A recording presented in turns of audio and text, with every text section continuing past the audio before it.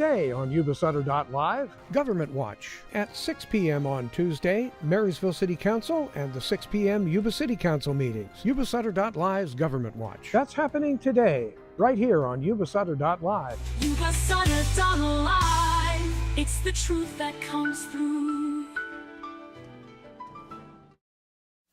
When they debated and drafted our Constitution, they prayed to you.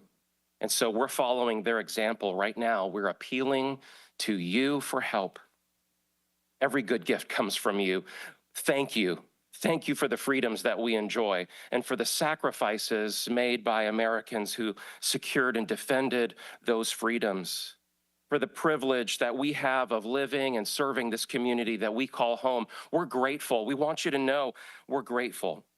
We know that our liberty is not sustained by money or power or wits alone. We need your guidance. We need your favor. We need your help. Your word says that godliness makes a nation great, but sin is a disgrace to any people. So would you forgive us for the times that we trusted ourselves more than you?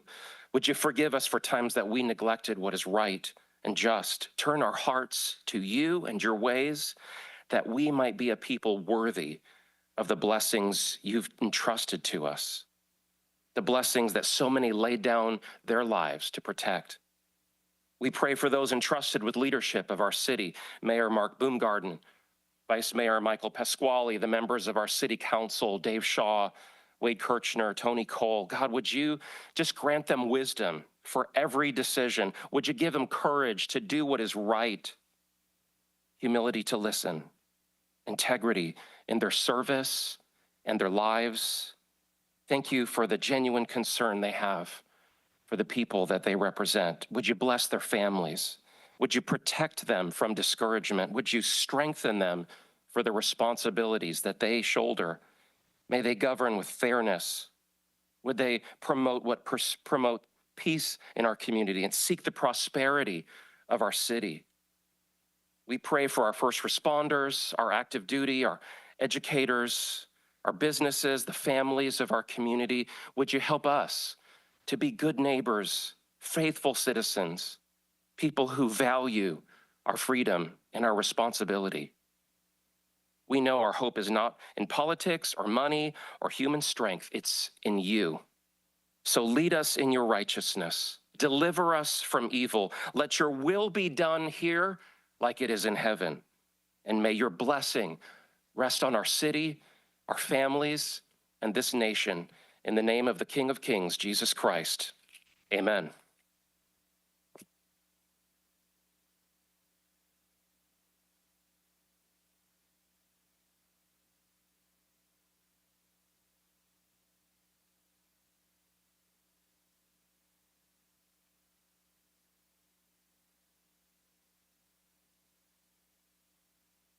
Thank you, Councilmember Kirchner. Thank you, Pastor, for those words. Let's back up. City Attorney's report on closed session items. Thank you, Mr. Mayor. We had one reportable action on closed session. That was agenda item A. The council authorized a notice of rejection under the grounds of no merit. Thank you. Thank you, sir. Agenda modifications, anything? Nothing? All right. Public communication, appearance of interested citizens is item number 1. You are welcome and encouraged to participate in this meeting. Public comment is taken on action items appearing on the consent calendar or business items on the agenda when they are called. Public comment on any other items within the scope of the city's jurisdiction, including items not listed on the agenda, will be considered at this time.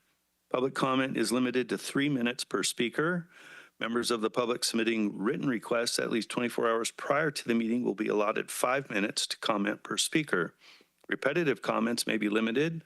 Large groups are encouraged to select representatives to express the opinions of the group. Do we have any comments from the public? Okay, not seeing any. Move through. May I take an indulgence for one moment for Sure. comments? Before Pastor Michael leaves, timely with the 4th of July coming up, you have a special speaker coming up on Founding Fathers. I believe it's the 20th. Would you just give us that information? Because it's basically looking forward to the 250th, and I thought it'd be good information. So on the weekend of the 28th, we'll be hosting Rick Green. He's the founder of Patriot Academy, and he's closely connected with Wall Builders. If you've not heard of Wall Builders, it's the largest privately held collection of original founding documents and writings of our founding fathers. He's going to be coming out and giving an awesome talk on the founding and the faith of this country on the 28th. So if you can scratch that or circle that out, 10 a.m. over at Calvary. Rick Green is an awesome public speaker. He's also one of the youngest legislators elected in the state of Texas. He's a very patriotic, passionate man. And on Patriot Academy, if you got high school kids or grandkids, just look up Patriot Academy. It's civics camp. They've got a veterans track and they've got a student and young adult track.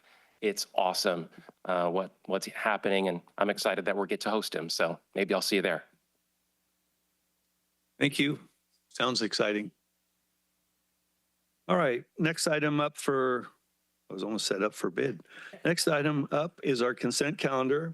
All matters listed under the consent calendar are considered to be routine and can be enacted in one motion. There will be no separate discussion of these items prior to the time that the council votes on the motion, unless members of the city council request specific items to be discussed or removed from the consent calendar for individual action.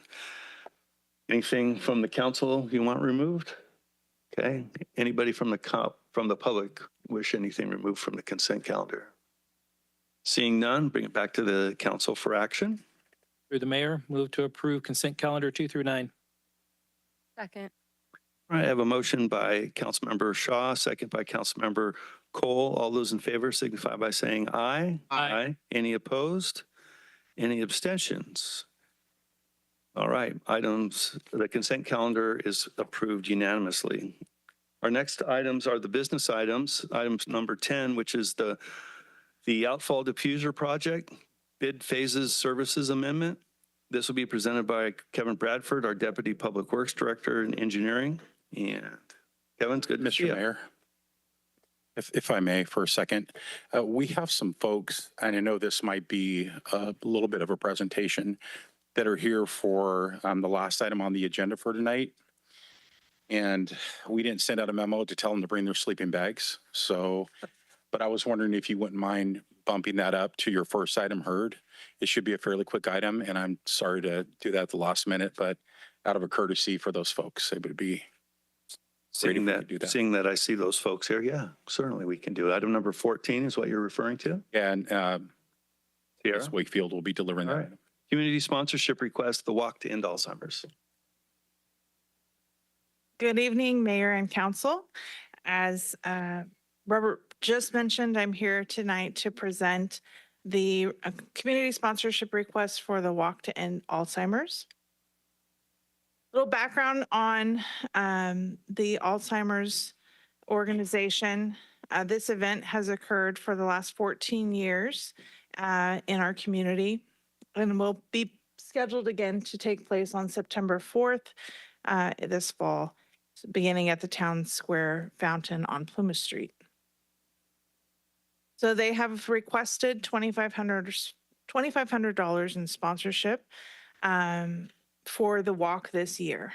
So this is a unique, kind of timing on this request because we are bridging 2 fiscal years.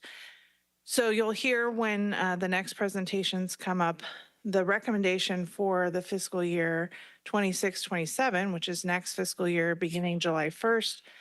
The 2 accounts that we typically use to budget for these types of sponsorships, the recommendation in this year's budget proposal is to eliminate those funding sources. So that being said, if the council would like to consider this sponsorship request, even though the event occurs in September, which is next fiscal year, we do have some funding still available in our accounts from this fiscal year. So I outlined that here. If you were to utilize those funds or encumber those funds this year to pay for next year's event, you could do that. And this would be my recommendation on that. We would wipe out basically the balance of the community events account and spend an additional $800 from the community contributions account, leaving $6,400 balance in that community contribution account. But at this point to date, we've received no other sponsorship requests for this fiscal year. And so that money that is sitting in that account at this point has no purpose. The alternatives would be to authorize the sponsorship in a different amount or not to approve the monetary sponsorship at all. And my recommendation would be to consider the request from the Alzheimer's Association, the Walk to End Alzheimer's Downtown. And if you decide to go forward, I would just ask that you provide guidance on where you want that money to come from and, you know, whether it's this fiscal year, next fiscal year, and some of those details need to be determined. But if you choose to move forward, the second piece of the recommendation would be to adopt a resolution approving the sponsorship request in the amount of $2,500 for the Walk to End Alzheimer's in Yuba City on September 5th, 2026. And again, this is contingent on the passing of the budget proposal, which is still on the agenda to come. So I'd be happy to answer any questions. I would also like to add to that, if I may, Mr. Mayor. So I would recommend that it's something that's frequently done with budgets at the end of the year to where you encumber an amount. So there's funds that are available this year. The request was received this year. However, the expenditure occurs in the next fiscal year.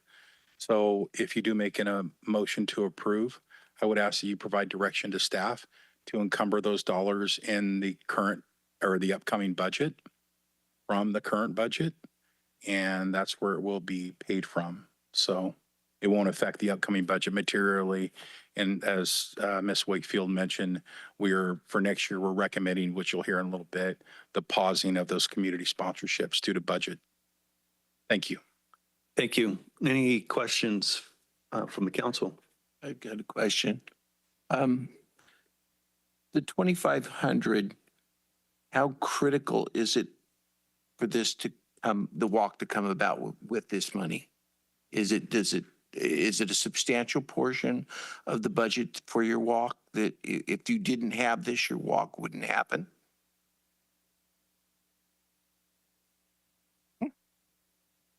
Well, yeah. Would it be possible to adjust the council's volume? We're older over here. We can't quite hear you guys. I don't know if it's possible to turn up just a bit. Thank you. Okay, can you hear me? Yes. Yes, okay. My name is Alicia Stewart. I am the walk manager for the Walk to End Alzheimer's. And you had asked how critical is the funding. The money that is received, that $2,500 would go towards our entire walk, but it's not just the walk day, it's the resources that we provide our community. It's also supporting the research, the care and support, our 24/7 1-800 number that a lot of people in our community use. It also supports all of the projects that we do, including our Alzheimer's Aware school club that we have, as well as the actual event. So it is critical. Every last sponsorship is critical. Every dollar goes towards all of that. The Alzheimer's Association is the nonprofit that we are under, and 80% of all of the funding that we provide goes to the research, advocacy, care, and support of those that are living with and caring for individuals with Alzheimer's and/or dementia. Thank you for the very clear answer. That's exactly, okay, great. An answer. Any other questions from the council? Any comment from the public? Okay, back to the council for action. Through the mayor, Yes. move to take and approve item 14. And for purposes of clarification, would that include the recommendation on encumbrances and the fund Yes. identified Sierra? Thank you. Second. All right, I have a motion by Vice Mayor Pasquale, second by Councilmember Kirchner. All those in favor signify by saying aye. Aye. Any opposed? Any abstentions? Hearing none, item number 14 passes. There you go. Thank you very much. You're welcome.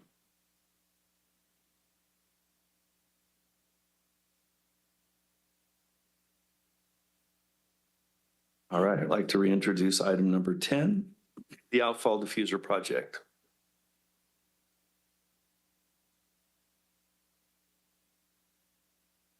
All right. Good evening, Mayor, members of the City Council. Item 10 before you tonight is an authorization to proceed with bid phase services for our wastewater treatment plant outfall diffuser project. I know there's some items behind me that I need to rip through this pretty fast, but I'm happy to be interrupted and answer any questions you have or circle back at the end if necessary. Just a quick refresher is we have on this location map our wastewater treatment plant here in red behind Blackburn Tally Park on Burns Drive. The purple is our existing conveyance facilities to an existing diffuser at the river, and in blue, the effluent disposal ponds on the east side of the river. And then the orange line is our proposed outfall alignment that brings us here tonight. Okay, so this slide encompasses about 15 years of effort by a lot of people at the city working really hard to advance this project. To summarize it, in 2011, the Shanghai Falls eroded, and that did two things. It left our existing diffuser high and dry. That is not acceptable for discharging directly to the river.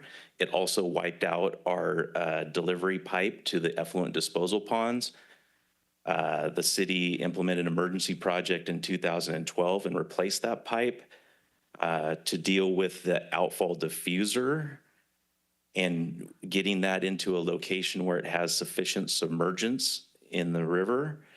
We entered into a contract with Jacobs Engineering in July of 2018. Actually, it was CH Tom Hill at the time. They've now been bought out by Jacobs. And that was for design, right-of-way, and permitting services. Let's see. So the original contract was about $2.8 million back in July of 2018. That was just a few of the tasks were authorized at that time. Since then, council has authorized 5 different amendments totaling about $1.9 million.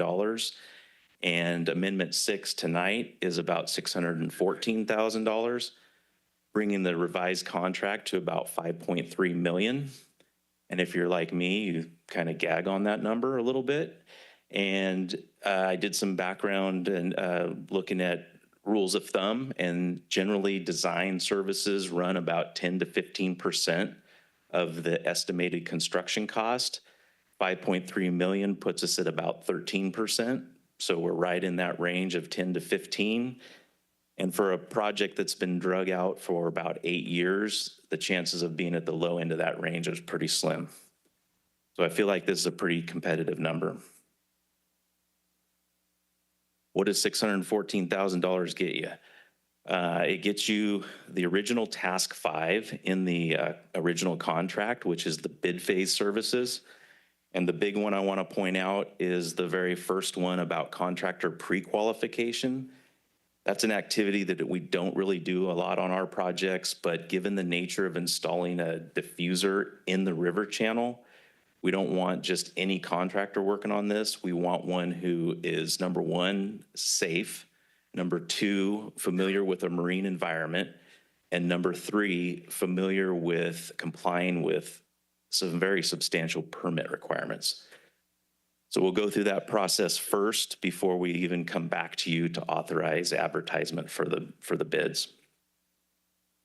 There's also some additional work items that we basically have already authorized and used previous budget authority We've been successful in securing an SRF loan.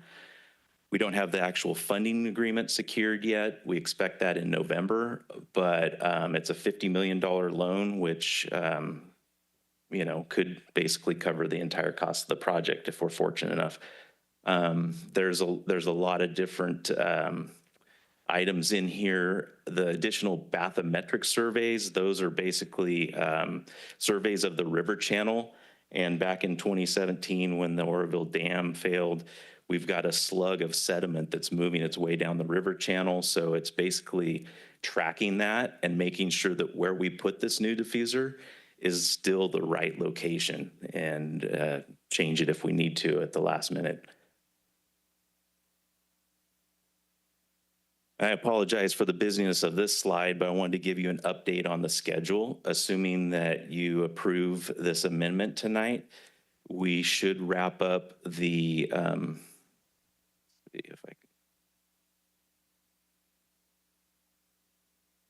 should wrap up the easement acquisition, permitting, and bid documents by November and come to you with approval of the plans and specs and authorization to advertise for bids.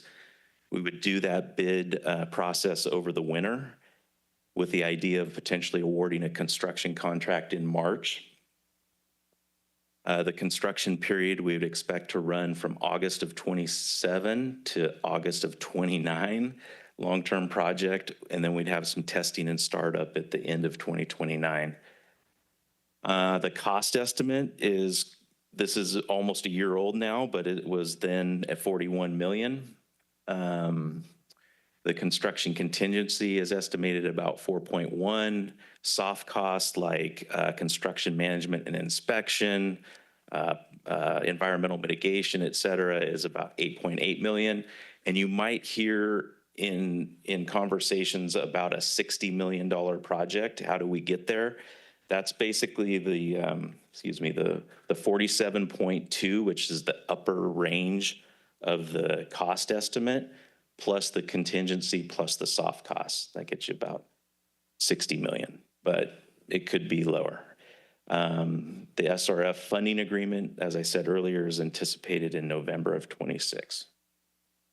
So fiscal impact, we're requesting about $614,000 for Amendment 6 to the Jacobs contract.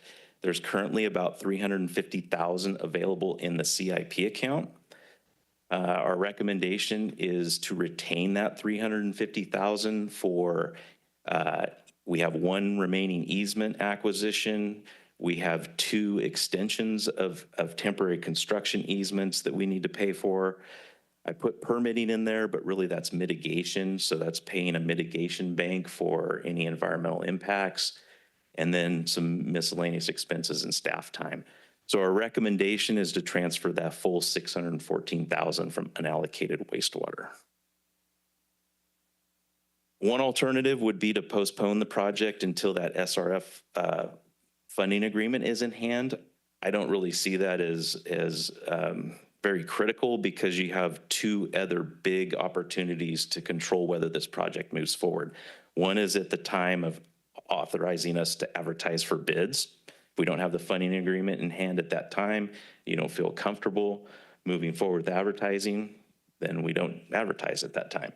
The other big thing, and we've done this on multiple SRF projects in the past, is that you can not award the contract if the SRF funding agreement is not in place.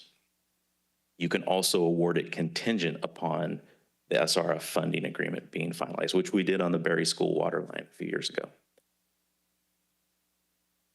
So with that, our recommendation is to adopt a resolution that authorizes Amendment 6 to the professional services agreement with CH2M Hill Engineers, and to authorize the finance director to transfer $613,883 from unallocated wastewater funds to CIP account 981156. We'll go back. With that, I'll take any questions. All right, thank you for the presentation. To the council for any questions for Mr. Bradford. All right. Any comments from the public? Seeing none. Back to the council for potential action. Mayor? Yes, sir. Move to approve business item 10, A and B as recommended by staff. Second. All right, have a motion by Councilmember Kirchner, second by Councilmember Shaw. All those in favor signify by saying aye. Aye. Any opposed? Any abstentions? Item 10 passes unanimously. Thank you for the presentation. Thank you, Council. Let's get that thing built. All right, number 11, General Fund Contingencies Policy F-1 and General Fund Reserves Policy F-2. This is presented by our city manager, Mr. Robert Bendorf.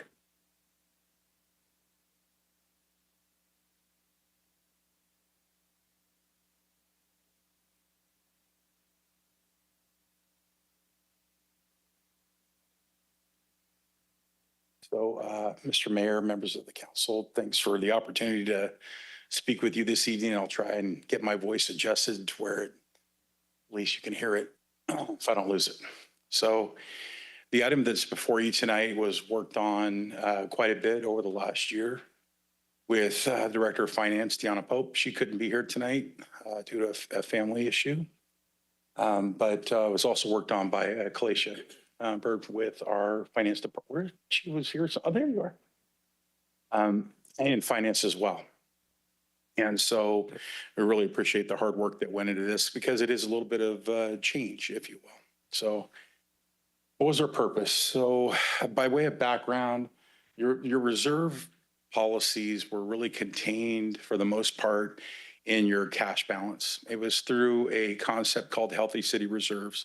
Nothing wrong with that concept at all. But I think when you put anything into a separate fund or such as reserves, or you keep it in a cash balance, if you will, there's risk associated with it. And I think there's greater risk associated with being in the Healthy City Reserves. Just by way it was set up, I think it served a purpose. But when you have difficult, challenging budget years, sometimes what that does is it creates in your cash some liquidity issues. So as you start off the year, the strongest and most revenue that we receive, the strongest line item and the most revenue is our property tax. But as you all know, we don't receive property taxes until usually end of December-ish, January, and then they're on the books in January, and then we receive them again in April or May. And that's after Sutter County gets done processing all of the payments, and then they send it over to us. But the timing for them to receive revenue is the same as us. It doesn't change. So where those reserves have been kept in the cash balance, it doesn't really represent a comprehensive citywide approach. And so our approach is that try something different and offers some more transparency of calling out reserves in its own fund that's kept separate and apart. While they're general fund reserves, it's not in your operating budget, if you will. It's placed there and can be carried over from year to year. And we'll get into some of the specifics about some of that. To wrap it up on where it has been with Healthy City Reserves, if you don't get your property tax until halfway through the year, you're spending money. It's payroll related to the general fund and other things that the city does for its citywide services, parks, recreation, et cetera. So you need that cash moving forward. But heaven forbid if you have an emergency, say in August or September, when you could be negative cash balance of several $1 million. Where do you go to get those emergency reserves if something happened? So in the effort of transparency and the effort of making sure we have liquidity also, and begin adjusting that to where it's in a better position, and we call out the reserves available for your council, we think we're better off. So here's what we did. So this will adopt some formal policies. Well, there was formal policies with Healthy City. This separates it, and this will go into administrative policy and procedure document, which is currently being developed. So contingency funds.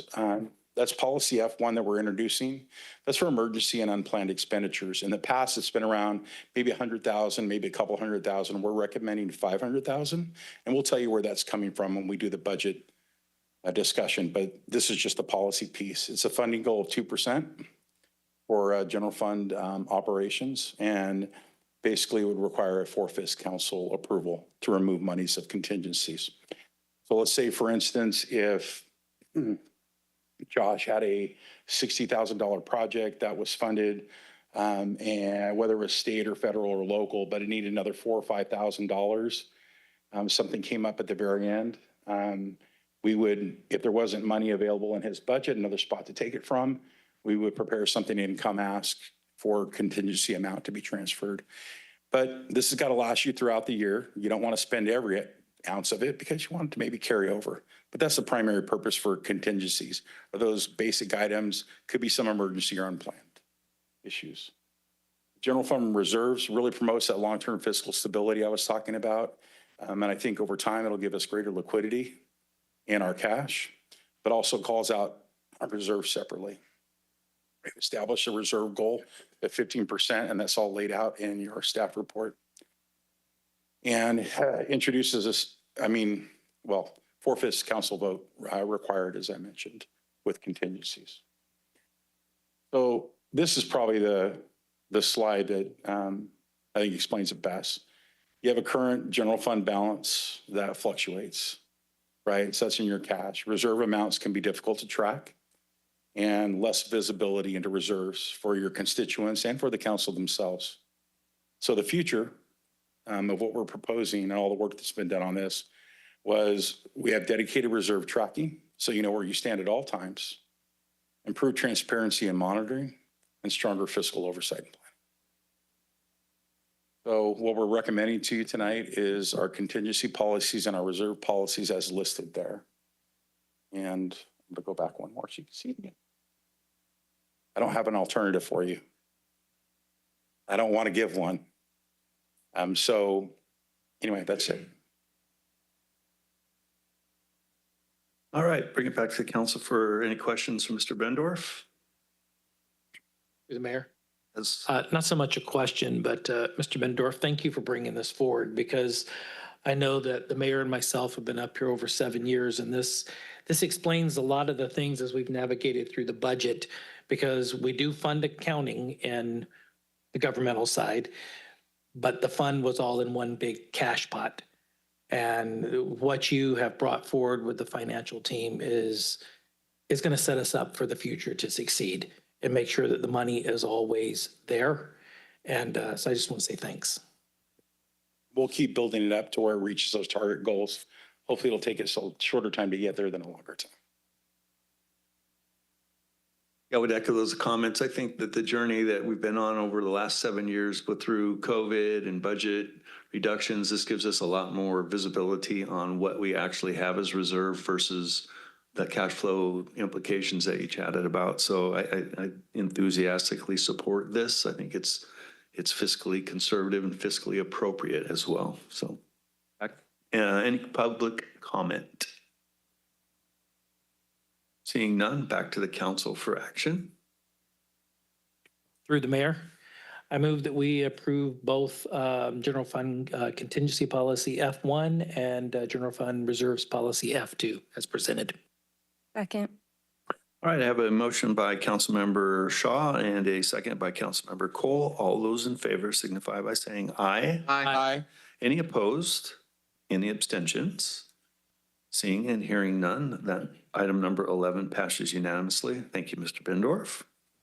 Number 12, adoption of fiscal year 2026-2027 operating budget and the capital improvement plan. And this will be started off by Mr. Bendorf. Great. Thank you, Mr. Mayor, council members. Before I get started on the presentation, you all know a little bit of the history. We started working on this pretty much after we adopted the current fiscal year budget. We had a little work to do.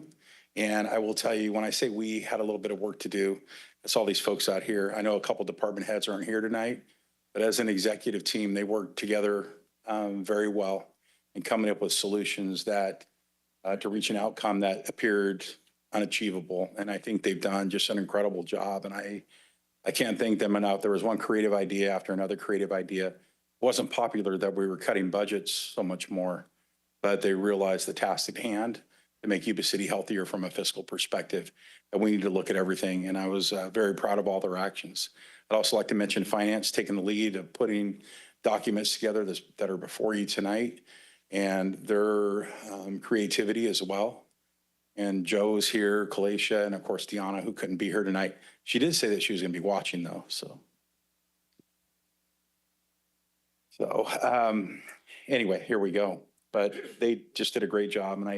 And finally, I want to thank the chair and the vice chair. You know, last year I had a little bit of a change with Mayor Shaw at the time, now with Mayor Boomgarden, and then of course, Vice Mayor Pasquale. So your input was very valuable, not only from last year, but this year as well, making sure we shape the right budget for you all.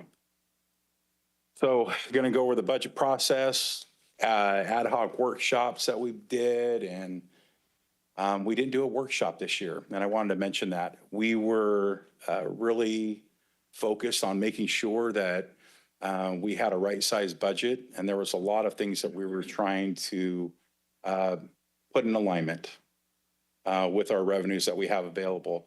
We bypassed the workshop, we intensified our meetings with the ad hoc committee, and here we are. So for the general fund, as you know, my philosophy is your general fund is your heartbeat of your budget. It focuses around or wraps around the entire budget. If you look at the entire budget for the city, it's about $126 million. About half of that is your general fund budget, so around $62 million. And people say, what do you mean by general fund budget versus non-general fund budget? Well, your general fund budget encompasses those departments where a majority of your discretionary revenue goes to. That's the best way to sum it. That's not always the case, but police, fire, administration, and a few other parks and rec, or community services, those are all typical general fund departments. The ones that aren't, you have your enterprise funds, which, you know, water, wastewater, you have your internal service funds, you have special revenue funds, et cetera. Now, we've made some changes throughout the course of this year, but it still all totals up, and the budget that we're recommending to you is just a shade over 126 million. And we'll talk about the general fund budget component of that, which is really at the core of your upcoming fiscal year budget. So as you know, last year was about, or the current fiscal year, about a $6.2 million structural deficit in your general fund. You heard me say that one step at a time. You didn't get here overnight, so you're not going to resolve these overnight as well. So no panicking, no setting our hair on fire or anything. We just have to walk it through step by step. And so we have done that, and I'll tell you how we got to the point we're at tonight. So we'll talk about some of these rising costs. I don't need to go over every one of those. Okay, you're thinking $6.2 million last year. Then I tell you, this last year, or current year, in the upcoming year, it's actually 7.8. Well, why did it increase so much? Well, we use one-time funds to balance the current year budget of 6.2. And then you have cost increases that we estimate for the upcoming year that added to the total of approximately 7.8 million. So that was our real number in the general fund that we had to tackle. Your major cost drivers, as you can see here, it's not friendly, if you will. Just look at the UAL, the unfunded liability portion of our costs. Just in 23-24, it was right at about 6 million, and now it's a shade over 10 million in just a matter of 4 fiscal years. Same way with health. Well, it doesn't seem like a big increase. It goes from a little over 4 million up to about 5 million, give or take. So it's tough. Workers' comp, liability, same type of thing. But you add all those up. Those are just some of the major cost drivers, let alone some of the other ones that supplement those. Cost of chemicals, cost of supplies, labor, contracts going up to do, you know, public projects, et cetera. So how are we doing on our revenue? Again, what's listed here, and you've seen it before, but these are your general fund discretionary revenues. So if your council wanted to say, hey, we're going to give all this general fund discretionary revenue to, let me see, we're going to give it to Doug this year, and he gets it all. Council could do that. Now, you may not be in office much longer because you're going to take away money from police and fire, but that's your discretionary revenue. And it's meant for you folks to decide what your priorities are, where you want to put that money. I always call it investing that money. So you have about a little bit of growth over the past 4 years, but nothing that really sustains your cost of business increase. and which makes it kind of difficult, right? People experience cost increases in their household budget. You know, you heard me mention the McDonald's hamburger analogy 10 years ago. You know, it was maybe $2.50. Now it's or one to $1.50 for just a McDonald's hamburger or cheeseburger or whatever it is, and it's increased from $2.50 to $2.50 to $3. So insurance costs that we pay, car insurance, homeowners insurance. You've all read the horror stories. They're all people. These are cost increases that real people face every day. We're in the business of providing a service, and those costs increase. It's not like they decrease. We try and find the best way to deliver those services with the resources we have, and that's the general fund discretionary resources that you have.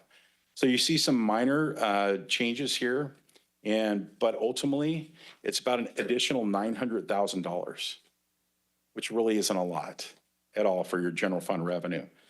And it can be frustrating at times, certainly, but we're hoping that some of the estimates get a little bit better. They were certainly in 23, 24, a little bit overstated. We got them back down to reality, and then we've had some wild twists and swings this year with like sales tax, but we're getting there. As you can tell, it's coming in slightly lower, and a lot of those were some adjustments and recommendations made by our tax consultant. So what about general fund non-discretionary or semi-discretionary revenues? So those are things like grants, fees, cost allocation charges, that the costs for a non-general fund department to operate, like say water and wastewater, they pay their fair share for HR, for administration, which includes council, city manager, lawyer, all that other good stuff. So, and then just general services. Now, some of this can be semi-discretionary, it can be used for some general fund purposes, but not very often. You combine those two, and your revenue that comes in from non-discretionary, from those categories, and then your discretionary revenue, it's about 60.1 million. That's for your general fund revenue. So you say, hey, what about the cost? What about all the expenses to run these departments? So here you have it. As you can tell, public safety, about 39 million is what we're proposing. It's a shade over what we proposed last year. And I have heard the comment that city council, are you really investing in public safety? I'll show you a little percentage chart in a minute, but you can see where most of your discretionary revenue goes. And it goes to public safety. So this is everything. This is all the general fund expenditures, discretionary, non-discretionary, semi-discretionary. But they need is 62 million. I'll go back. You only have 60.1. Well, at least what we could scrape up anyway. So there's a shortfall. So last year, the adopted budget, we carried a projected deficit in the general fund of 6.2 million. This year, it's only well, I don't want to say only, that's not right for me to say that. This year, it's roughly 2.2 rounding, but cut it by about 60 something percent, about 65%, what that structural deficit is. So your discretionary general fund revenue, 42.2 million is what's recommended. The net city general fund operational needs are 44.4. So, and that's your general fund deficit that we're working with. And I'll show you how we shore that up here in a few minutes. But where does your money go? Your general fund discretionary revenue that we're recommending that your city council allocate. If you look at it by way of percentage, it really tells a story.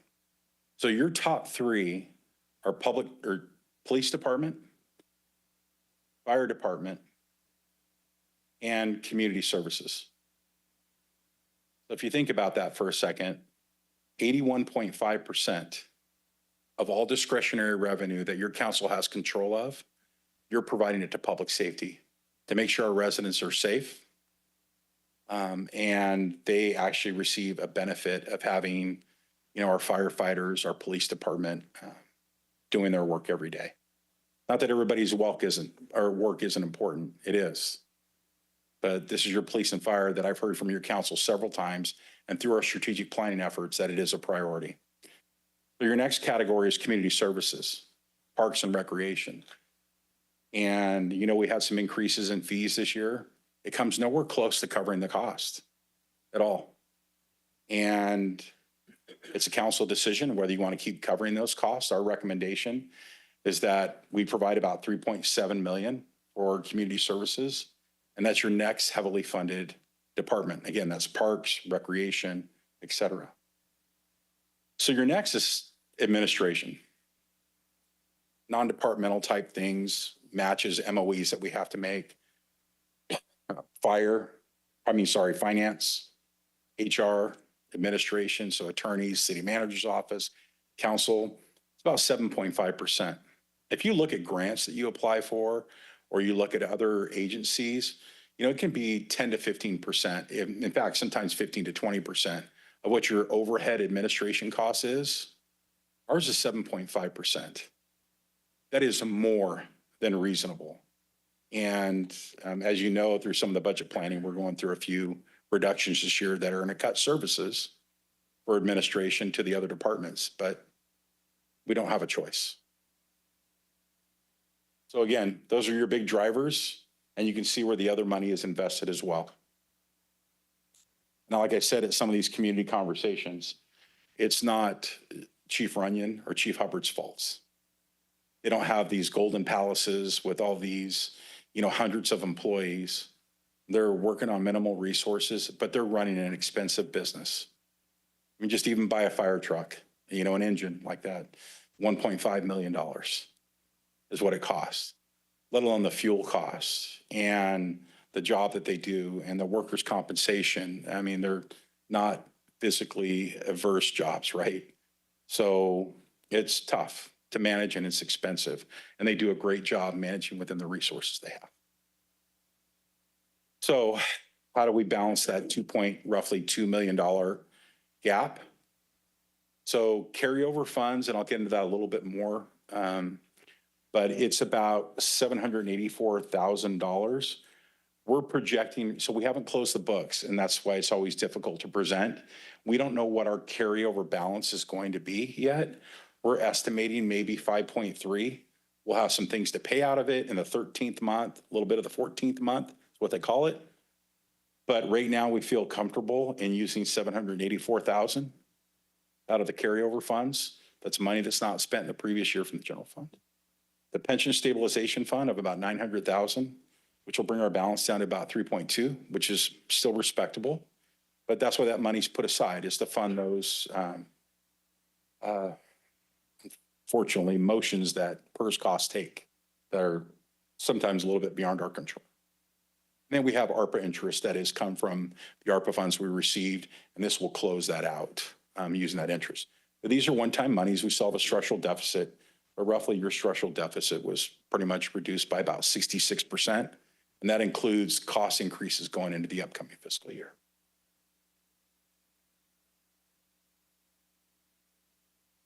Pardon me for a second.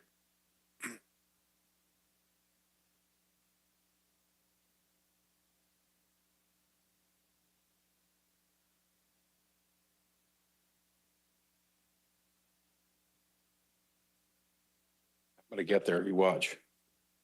So I might have our HR director, Gina Rowland. You can start coming up here because you're up next, I believe. Oh, there, you're already there. Wow, beat me to the punch. So, but I'll start off with these slides and we're going to talk a little bit about a few things related to our strategic planning. So this is a summary, just a snapshot of what we're going into with the upcoming fiscal year. So in the 25-26 current budget year, you have about 350 allocated positions total. That's citywide. That's not just general fund. The final number that we're coming to you with is 330. So we're deleting close to 20 positions, actually deleting a few more than that. But by way of magnitude, this isn't a pretty sight. You have limited resources, no money to really restore positions, but we are getting as creative as we can. But we need to bring it down to reality too. And that reality goes beyond what's here in this slide. It goes here. So we are adding some new positions. We're retitling some new positions. We have to conduct business the way we feel to get the best services out to our residents that we can. Sometimes that's a title change, a job change, or whatever. You're familiar with this year, we, in a sense, laid off, but we transferred positions from our Parks and Recreation. 3 of the Parks folks, I believe it was 3, went to Public Works. They had openings there. They applied. They were qualified for them. We were able to keep them in jobs for our employees. In the same way with Recreation, I believe one of them, 2 supervisors, I believe, were deleted from Parks and Rec. And we're still working with folks to find placement for them. One we have placed temporarily with some added duties. So 12 unfunded positions are still going to remain on the books. And the total that we did delete was about 34.6. It's a big number of what you're not able to afford because of revenue that's not coming into the city, bottom line, and increasing costs. Not an easy thing to balance. So ongoing fiscal and operational reviews. We have been reevaluating our lease program for our vehicles, which has proven to be, well, I'm just glad it's being looked at. But we feel there's some significant savings. We're trying to right-size our vehicle replacement fund, which you'll see some of the recommendations later about some of that funding. We are improving our liquidity and cash flow, which I covered. We've made some fee adjustments already. There are some more coming. Community conversations that we've had, surveys and priorities, and I have to really commend your council. So since I've been here about 1.5 years, I don't even know how long, feels like 1.5 years. But I've noticed and I've gotten very much used to your priorities and what they are as individuals, but also as a council. And I will tell you everything I heard at our strategic planning and what I see today. And what I hear from our constituents is our city council is in tune with our residents. We may not be able to afford everything, but when it comes to roads, public safety, same thing you folks talk about and emphasize to me all the time are the same things hundreds of folks are communicating in those surveys that are their priorities. So there is great alignment there. Great alignment with your strategic planning, great alignment with what you communicate to staff, and great alignment with what's in your budget. Then, of course, we have our strategic plan, and you'll hear more about that tonight. So that's one of the things we incorporated. We just didn't want it to sit on a shelf. And so you're not going to hear from me. Well, you'll hear from me a little bit more, not much. But what you're going to hear from is our department heads that work within those focus areas that you have. And the first one we have up is workforce excellence. Then after that, Gina will introduce public safety. We'll talk about economic development. We'll talk about infrastructure. We won't be hearing with community services. They've been up here a lot this last year. So we're giving Ann a break. And we are also, Phil couldn't be here tonight, but you'll hear a little bit about water and wastewater from Josh. So having said that, I want to turn it over to Gina and talk a little bit about workforce excellence. Let me get this out of the way, I'm sorry.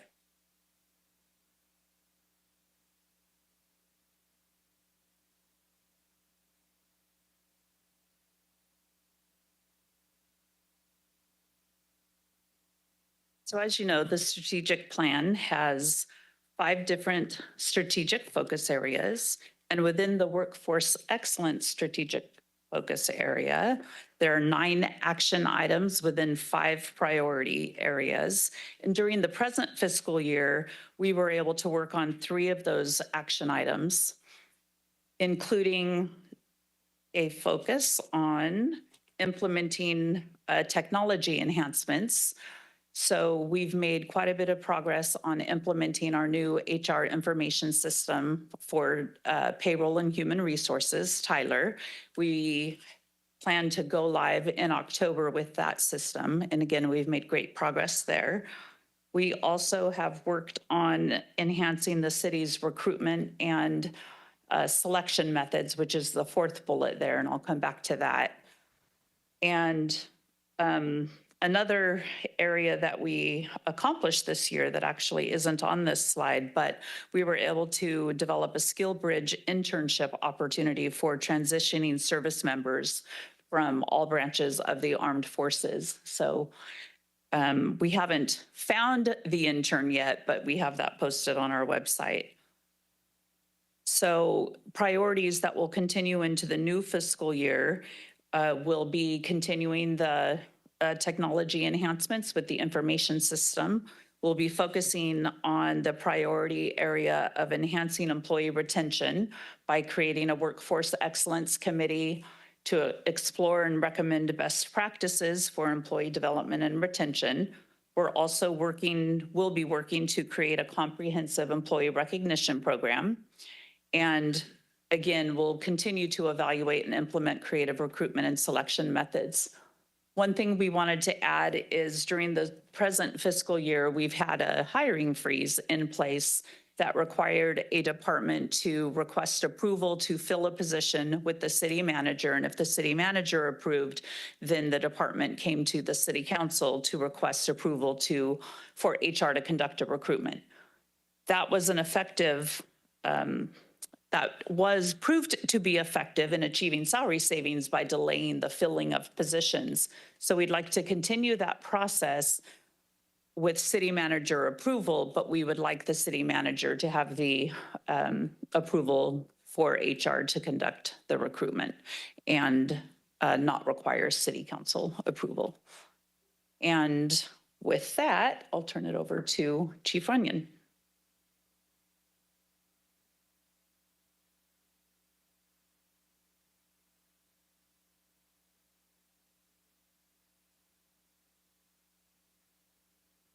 Beef.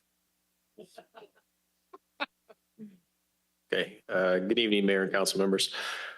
So as far as the police department's concerned, we had, looking into this next year, we had to make some additional reductions to make things work. So we looked at 5 positions that we are unfunding for this year. 4 of those are sworn positions and 1 of those are dispatcher positions. I'd say currently right now that actually those positions minus the dispatcher are actually filled, but through retirements, we're going to get to that number here in the next couple of months with planned retirements. So, but the name of the game for us has really been, hey, how do we just continue to provide the same service or the best service we can with what we got? As you know, last year we had to make some reductions in some of the services that we did provide. But that's just a continual conversation with us, is just trying to be creative with the resources that we have. So included in this budget, though, is in our strategic plan, one of our big projects is our CAD system upgrade. That's our computer automated dispatch and records management, which is really the core program that we use at our police department. But in looking at some of our revenues that are essentially over the last couple of years have come in a little bit higher, but they're usually used for equipment, things like that. And a lot of them are specifically for those types of items. But fortunately, we were in a position that we have enough one-time monies to apply towards getting this new records management system, which is a major upgrade for the police department across the board. Dispatch, records, patrol officers. It's a need, and it also goes towards a critical piece if we're ever going to move forward towards any type of regional dispatch or real-time information center within the region. We really had to get that core component going with the CAD system, which one of the biggest features is the data sharing with other agencies, specifically Yuba County Sheriff, and then there's agencies in Butte County that all use the same system, Colusa County, where that data sharing is going to be a huge upgrade for us. So that was a project that even despite our circumstances, we're going to try to push forward with on this budget. One of the other big things that happened in this last year is our regional narcotic task force, NET 5, was disbanded. And we created a special investigation unit at the police department. So what has happened is Yuba County has, they've formed their own team over there, and they're concentrating those types of efforts on their side of the county. And over here on the Sutter County, we've collaborated with the Sheriff's Department and created basically the same type of unit, but just focused on Yuba City and Sutter County. But we were able to save some costs by bringing it in-house, lease payments, things like that. Fortunately, we had the room within our building to house that unit.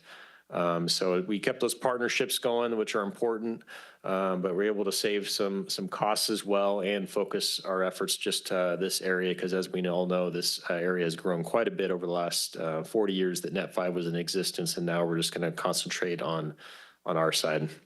So we're just going to continue to make those partnerships, because in this area, those are important to keep our community safe, and it's how we get things done often when we don't have, not when everyone has the resources to make things happen like we'd like them to. We have to work together.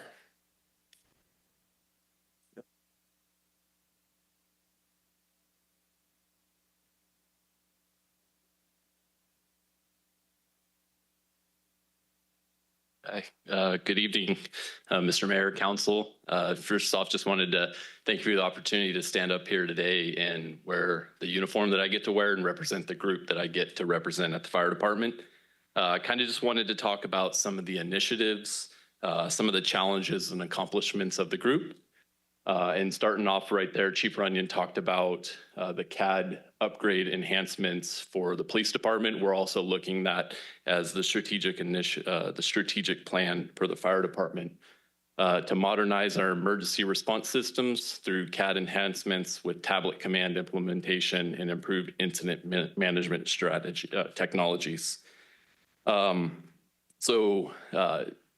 When we start talking tablet command, it has our group very energized and very excited. This is going to be a huge operational upgrade to our group. It'll improve our services, our response, and our accountability. So our units, when they're responding to emergencies, will have real-time access to maps, pre-plans, and any critical information that's being shared and relayed by dispatch. It'll streamline information sharing. CAL FIRE, a lot of the large agencies all across California are switching to tablet command. The information sharing is going to be very pivotal for our area and for our growth. And it'll really support the safety of our personnel on scene with our captains and our chief officers when they're handling emergencies. Another one of the initiatives as part of the strategic plan is upgrading our fire station alerting systems to improve reliability, response efficiency, and firefighter health and readiness. Our stations are becoming old, and a lot of our fire alerting systems are starting to phase out. It's hard to get replacement parts, and they're becoming unreliable to a certain extent. So with some of the money that we've been using to do the Fire Station 2 renovation and upgrades, we're looking at using the rest to start making these improvements in our stations and with dispatch to be more reliable and to kind of modernize how we get information to our personnel when a 911 emergency comes in, and how we do it in a safe and healthy manner as they're stationed all across the city.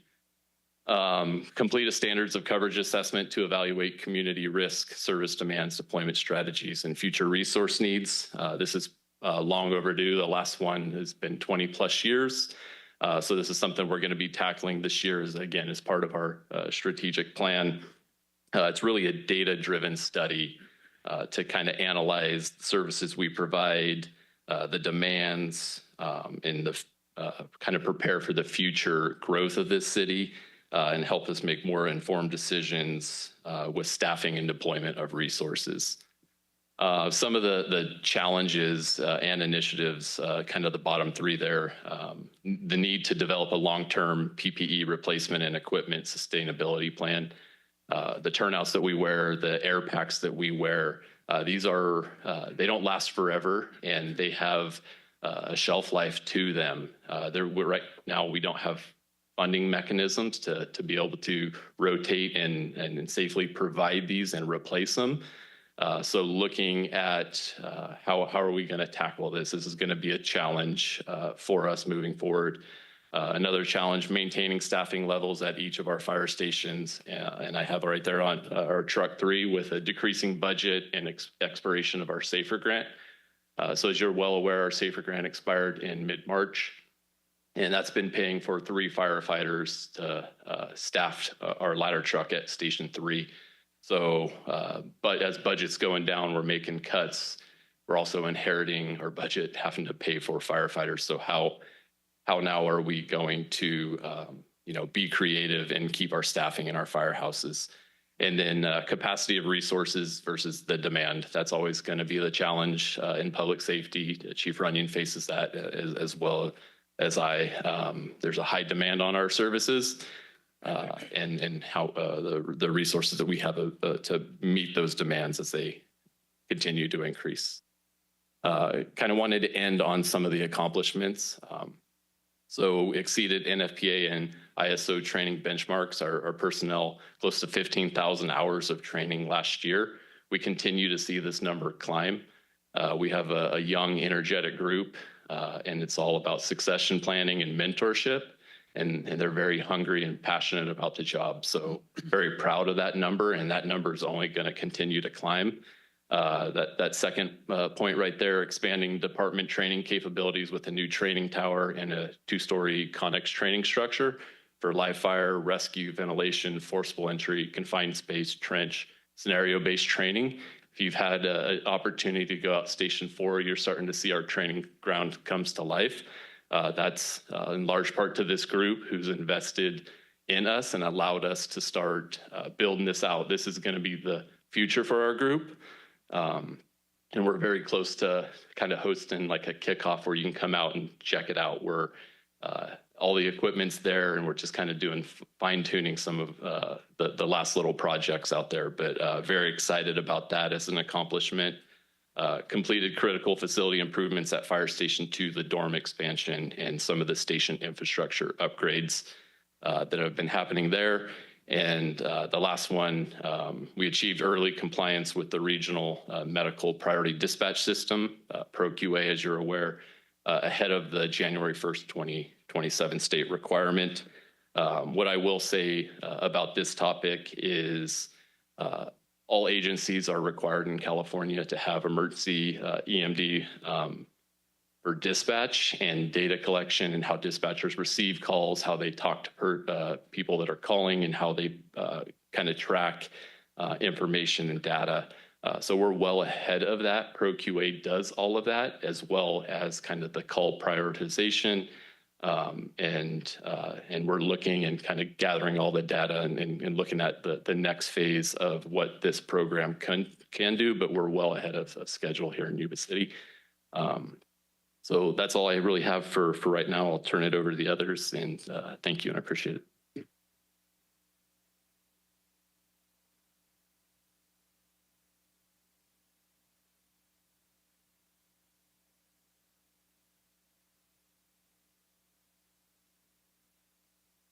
Good evening, Council, Mayor. Doug Libby with Development Services. Talk to you a little bit about economic development. So, due to the current city fiscal condition, we did cancel the recruitment of our business development manager position. You saw the numbers, reductions that the city's making. It just didn't seem appropriate to complete the recruitment for that position. So duties of that are going to be assumed by some by the city manager, some by myself as development services director. Over the winter and into spring, you're familiar with the economic visioning that was done by the firm Perkins Eastman. And it was actually exciting to see people get excited about what's possible for our community. And based upon that feedback, that excitement, it's led to us to start phase 2 of that visioning with Perkins Eastman. We're going to be partnering with local landowners as well as the county to move forward on a number of initiatives. One is the old Kmart site, where we've had some discussions with Sutter County. We're going to continue to have dialogue with them about how to move forward with that property that is owned by the county. You know, one of the sites identified as an opportunity site in our economic visioning was a piece of property. It's located east of Cooper, south of Reeves, north of Bridge, and just west of Plumas Street. It's kind of has an industrial look on it. You know, you've got Sutter Orchard Supply there. You've got, I think it's Pace Supply there also. Has an industrial feel to it, but was one of those properties that Perkins Eastman identified that you could really do a lot with, and you could mix up a lot of different uses there, commercial, possibly some residential, with leaving some of the uses in place and just have a really diverse mix of uses there. You could draw more people to our downtown. And the nice thing is, on the north side of that property is the unused Union Pacific Railroad.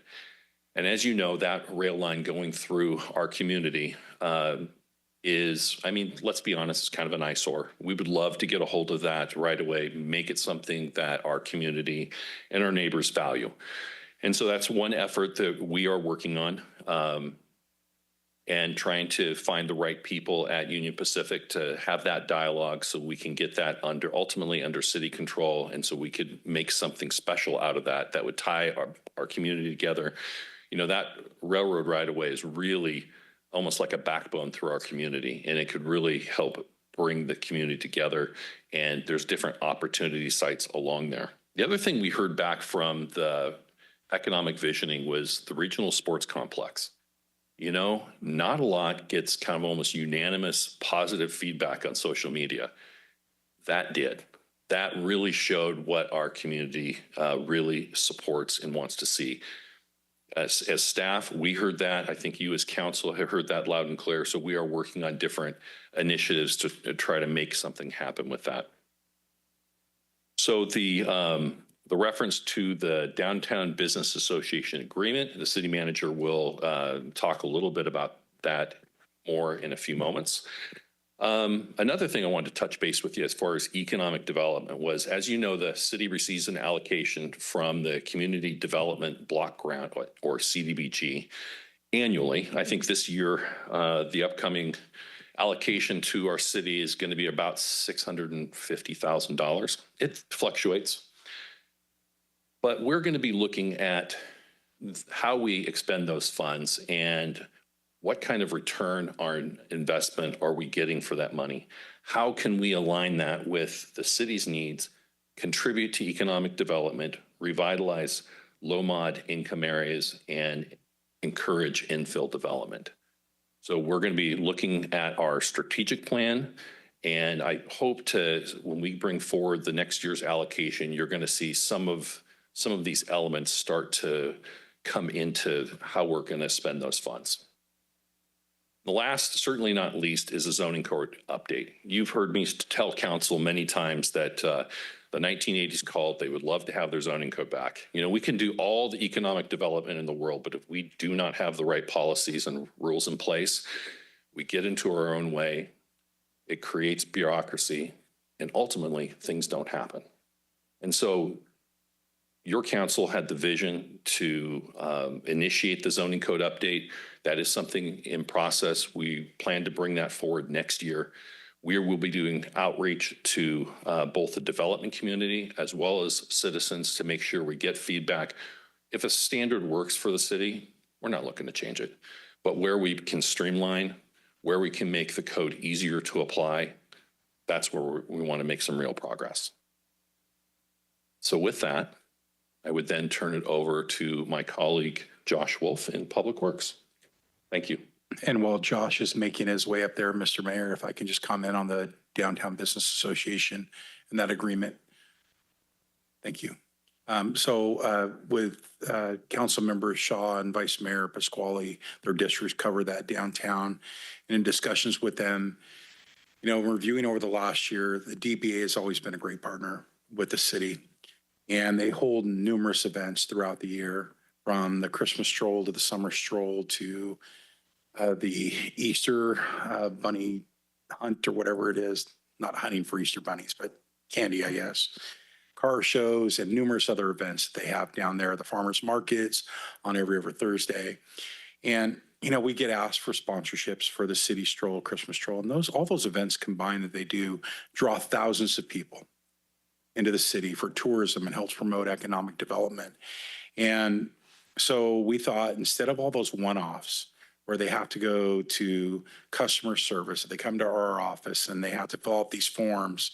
And then we provide services down there, such as the planters, the flower planters, and you know, cleaning the sidewalks and occasional power washing, and the list goes on and on. But why not come up with one agreement that we can be inclusive of all those, put all that funding in there, turn over some of the responsibilities to the DBA that will help enhance some of those events that they put on. And it truly is, again, you've heard me refer to it as the heartbeat of the city. But we're working on that agreement. We're getting pretty close. Money's been allocated in this proposed budget to the tune of about a little over 95,000. But again, those are costs that are already primarily being spent. But it also provides some additional, and in the agreement, they'll be asked to do certain things as a DBA in concert with the city. So that's in progress, and we're very pleased to have that partnership with the DBA. But we believe it's a great investment for economic development, having that partner moving forward. Thank you. Thank you, Mayor and Council. So I'm going to start tonight off talking about capital improvement projects. For the upcoming fiscal year, we're looking at, so we have about 9 separate fund sources that we utilize for capital improvement programs. You have General Fund, Transportation Development Act, Streets and Roads, Development Impact Fees, Water, Wastewater, federal grants as a category, state grants, including state revolving fund loans, community development block grants, and other sources. We break that down further by specifically what category each project serves. So in general fund, or not general fund, in general related projects, we're requesting 123,000 in funding. Facilities projects specific to different facilities throughout the city, 195,000. Community services, so specifically parks related projects, 300,000. Public safety, 185,000. Streets and roads, we are requesting 9.59 million. Water improvements, 11.15 million, and wastewater, 14.84. And I will delve into some project highlights for each one of these categories. So for the community services project, one project we want to highlight was the Hillcrest Park playground replacement. Typically, we strive to replace playground at any park on a 20-year basis. That's typically the useful life of a playground equipment. With Hillcrest Park, it's one of the largest, actually it is the largest play structure throughout the city.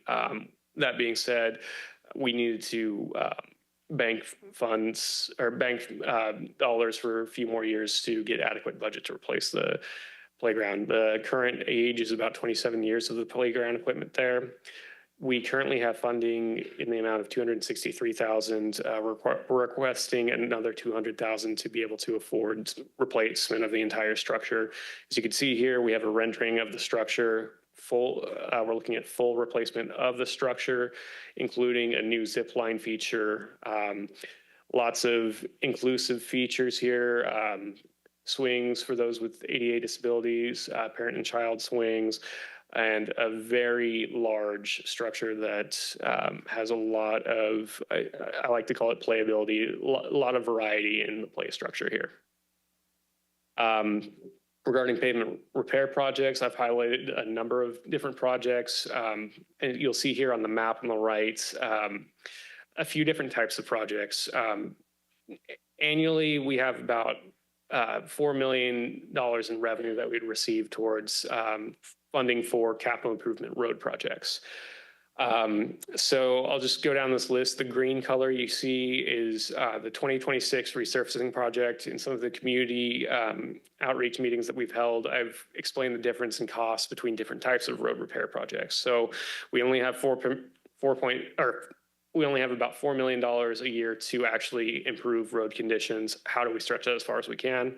One of the methods we have is through resurfacing projects. Now, resurfacing projects, they're not quite grinding down, repaving the entire roadway. It's a little bit of preventative maintenance work combined with spot repairs. So this year's resurfacing project, we have estimated at $1.7 million. That's about $265,000 per mile of roadway. With that project, we are addressing some repairs in residential areas throughout the city. So in the Terra Buena area, in the northeast portion of Yuba City, some improvements to Civic Center, south of 20 between Gray and Cooper, south of Bridge Street, between Bridge and B Street in Franklin, a couple of other residential areas down here, and then one other residential area to the south of town. For major pavement projects, a couple that we wanted to highlight were the Bogue Road widening. This project does have a high dollar value, but that's also because it's not a repair project. It's also a roadway widening that will support the incoming Newcomb Ranch development. So that road section is on Bogue Road between State Route 99 and Railroad Avenue. As said, you're not only overlaying and creating better conditions for the existing road, you're building new infrastructure for basically another half of the road to support the new development. So the estimated cost for that project is $9 million. Walton Avenue, this is the one that Wade is cheering for over there. He's been waiting for a long time. It's a pretty lengthy project from the Sam's Club intersection south to Hazel Avenue, so nearly down to Bogue Road. It's about 2.5 miles of road to be rehabilitated, including some safe routes to school improvements adjacent to AK and Lincoln Elementary, new sidewalk, widening for bike lanes. There will be buffered bike lanes throughout the entire corridor. And we're looking at upgrading the all traffic signal controllers along that corridor. So the cost for that project is more in alignment with a typical road rehabilitation project, $4.9 million total, about $2 million per mile.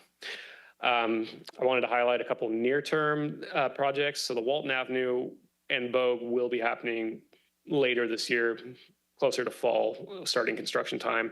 The near-term paving projects, we just want to highlight some projects that we have received grant funds for that the public has been very vocal about. And we just want to make sure we're letting everyone know, we heard you, we have received funding, and we are working on the design for them. So Garden Highway between Lincoln Road and Bogue Road, one of the worst roadways in our roadway network. We received grant funding to the tune of about $4.9 million.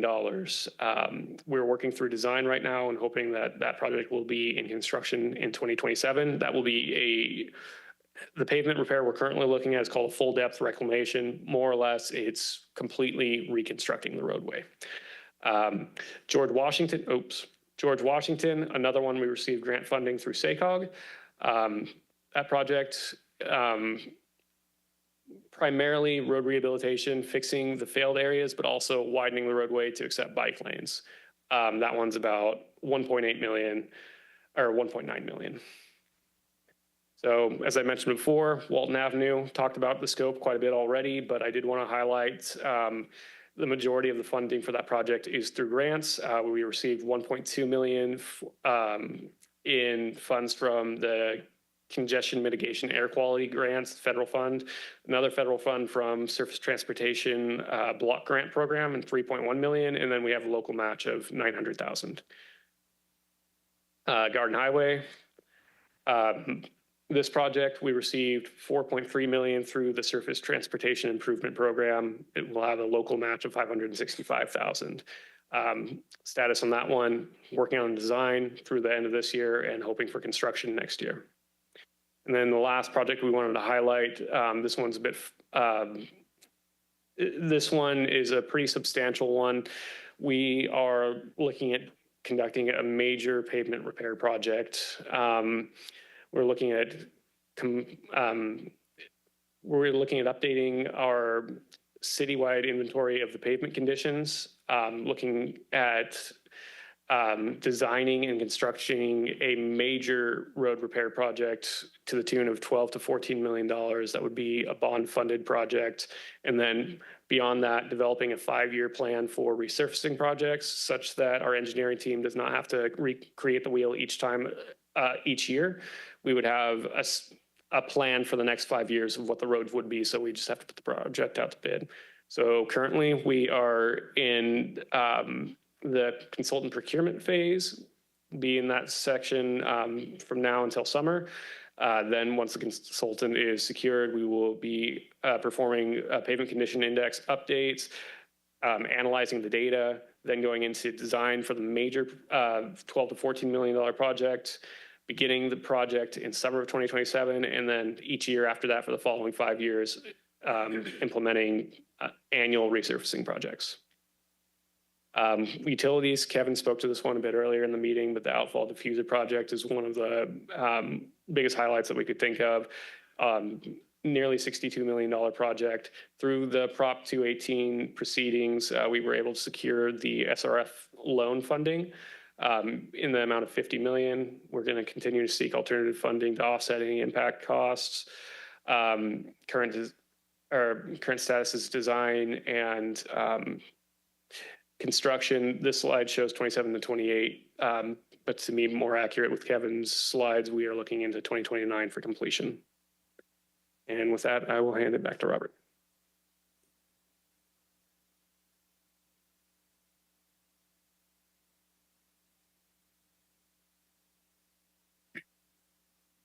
Thank you, Josh.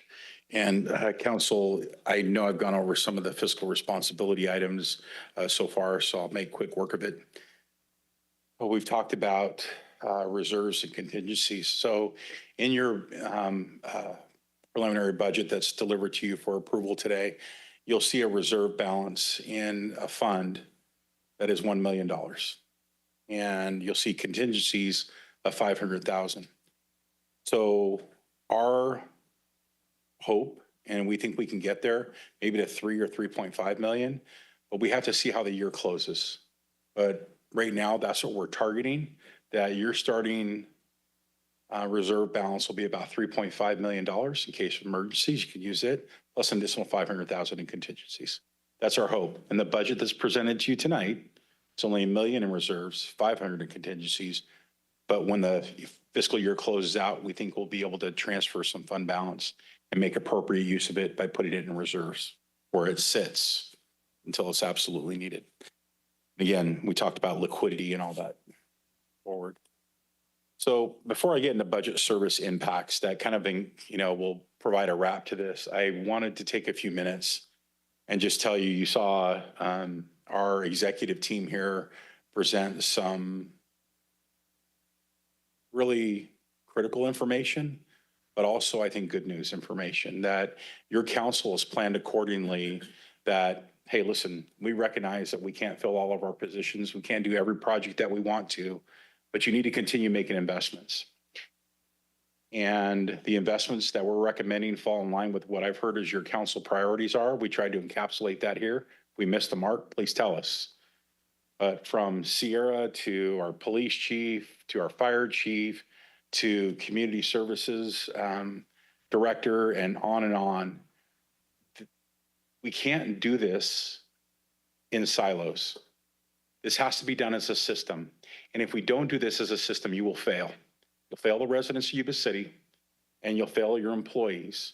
And the tact and approach that your city council has taken was keep everybody together, work it as a system, find solutions together. I give you, for instance, Chief Runyon or Chief Hubbard's initiatives with Tablet Command, which is an officer safety issue for our firefighters, the RIMS component, CAD, that's a safety issue for our police officers. But none of that's possible without a good, solid information technology division that supports all of that, installs all of that, takes the project lead on a lot of those fronts, determines on how to best implement all of our tools and resources we need. And let's face it, all 330 of our employees now come in and they touch technology every day. Again, so it's all part of that system. They can't hire folks unless they have Gina over in HR and her staff. We can't write people's payroll checks unless we have finance. We can't handle customers coming and paying their bills unless we have customer service at the front counter. So that list goes on. And carrying out your direction, the city manager's office, risk management, and all of the other large projects that I didn't mention here tonight, that your city staff in the tens of millions of dollars, we covered some of them. Our engineering team over in Josh's shop is just overwhelmed because of all the projects we have coming up. But that's because of the advocacy of not only your executive team, but your council, through SACOG, through other organizations that you belong to. You're advocating for grant dollars and getting additional money pumped in. I think it's money that we give to the state and get back, but but we still have to advocate for it, just like every other jurisdiction. So pretty emphatic about that point that there's a lot happening, and you have probably the least amount of resources you've had in years as far as staff, but they're doubling up and making sure they carry out your priorities.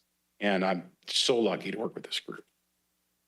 So when we come to budget and service impacts, we still have the gap pool closure from September through January that is staying in effect. We're unfunding or deleting positions. The reduction in operating hours stays the same. We eliminated this current year some recreational programs. No cost of living increases since 23-24 for your employees. Somehow we're going to have to figure that into our business plan in the upcoming years, because that type of sustainability doesn't work. How we do that, I don't know yet, but we're in discussions with labor units, as you heard or you saw on your agenda tonight and participated in closed session. So budget impacts due to general fund shortfall. There's no general fund contributions to our capital improvement projects this year. That's cut off for this year, at least what we're recommending. A reduction in one-time funding sources. Hard hiring freeze with the modified process that Gina talked about. We reduced extra help employees and professional development for some staff. We paused the city sponsorships and donations, at least for this upcoming year. And we'll see what we have coming soon thereafter. The recommended investments, you've heard about all these. I'm not going to go over them again. One, I will tell you, Doug and I had talked about this. It's just the condition of the city. We can't afford to have blight everywhere and people dumping trash, regardless of the source. And so we had this program where I think they came in quarterly, right, under contract, and they serve this greater Sacramento region. They're all trained how to do this. They come clean up junk and people that just dump. We went from quarterly to we budgeted for monthly, I believe, coming up. So they come up, they have targeted areas, and we go clean up. So our city looks better. Looks better for people coming in, wanting to make an investment here. And we don't look like, a different country or city, whatever you want to call it. So you see these investments, and we've talked about some of those. Some more of the recommended investments, obviously in our risk management program. Sierra is doing a great job. And now that we've kind of isolated it, we had it in the finance department. It came out of finance. There's just a lot of responsibilities in that department. And risk management just was a weird fit. So we took it to the city manager's office under Sierra's guidance, and we're making some great progress. And we took the employee that was handling some of the risk management over to our office. Talked about the DBA. This will be the first year that we've had a legislative lobbyist. I've been in contact with them some, but most likely next week we'll be talking about when Christy returns to our office from an extended leave. We'll be talking about creating our legislative platform and what your priorities are before the council. Reserves, GIS resources, we already talked about. So we gave you the highlights of what we're spending our money on, but the things that we're going after, grant applications. People think, geez, you're spending, $60 million in your general fund. What is that all you do? Well, no, absolutely not. Again, as a system, we approach these and we make sure they work. So grants that we were awarded, and if you think it's for the faint of heart, you're dead wrong. Not only the grant applications, but the grant discussions with the funding agency and all the bells and whistles that you have to do. Believe me, it is I'm not going to do that. But wherever you apply for grants, it is just a challenge. And then if you get awarded the grant, you know, maybe in months or several months or maybe even a year, you get the grant, then there's maybe a share of costs and you have to figure that out. And then you have to figure out all the rules that you have to follow in the audits when you get these grants. And it just goes on and on. So applying for these aren't easy, but look at what we've been awarded. $26.9 million for your residents in Yuba City. That is fantastic. We'd like to have more, yes, but what's our capacity to go out and get that? Yeah, we have a grant writing firm that kind of helps us with things. We have a couple of grant writing experts, but staff still has to produce all the information and help put it together, submit it to the right agency, search for these grants, et cetera. 27 million. That is a great job by these directors and their teams of getting that money, and also by the efforts of the council, because we need your ideas and your muscle quite a bit of the time to encourage these funding agencies to make sure they cut a little check our way, right? Not just the big cities. Pending applications, as you can see here, we have over 50, roughly about, yeah, over 50 million in pending applications that we've applied for. You take this, 27 million, plus another 50 million that we've applied for. We are trying our damnedest to get money into this city the best we can. So, and that's the total. Thanks for forwarding that for me. My thumb went to sleep for something. Yeah. So as you can see here, the pending applications continued almost $60 million worth. So your team is not sitting on their hands, and neither is the city council. We are going after money where we can get it. Some people say, well, geez, if you get all these, that solves your budget problem, right? By a whole bunch. Well, these funds are restricted. And sometimes I think folks have a challenging time understanding that you can only use these funds for the purposes that the grant is for. We can't just take a SACOG federal funding cycle grant for Tharp Road preservation and use it at the police department. It doesn't work that way. So hopefully folks will have a better understanding in the future, because unfortunately people get critical about that, and it's not easy to understand.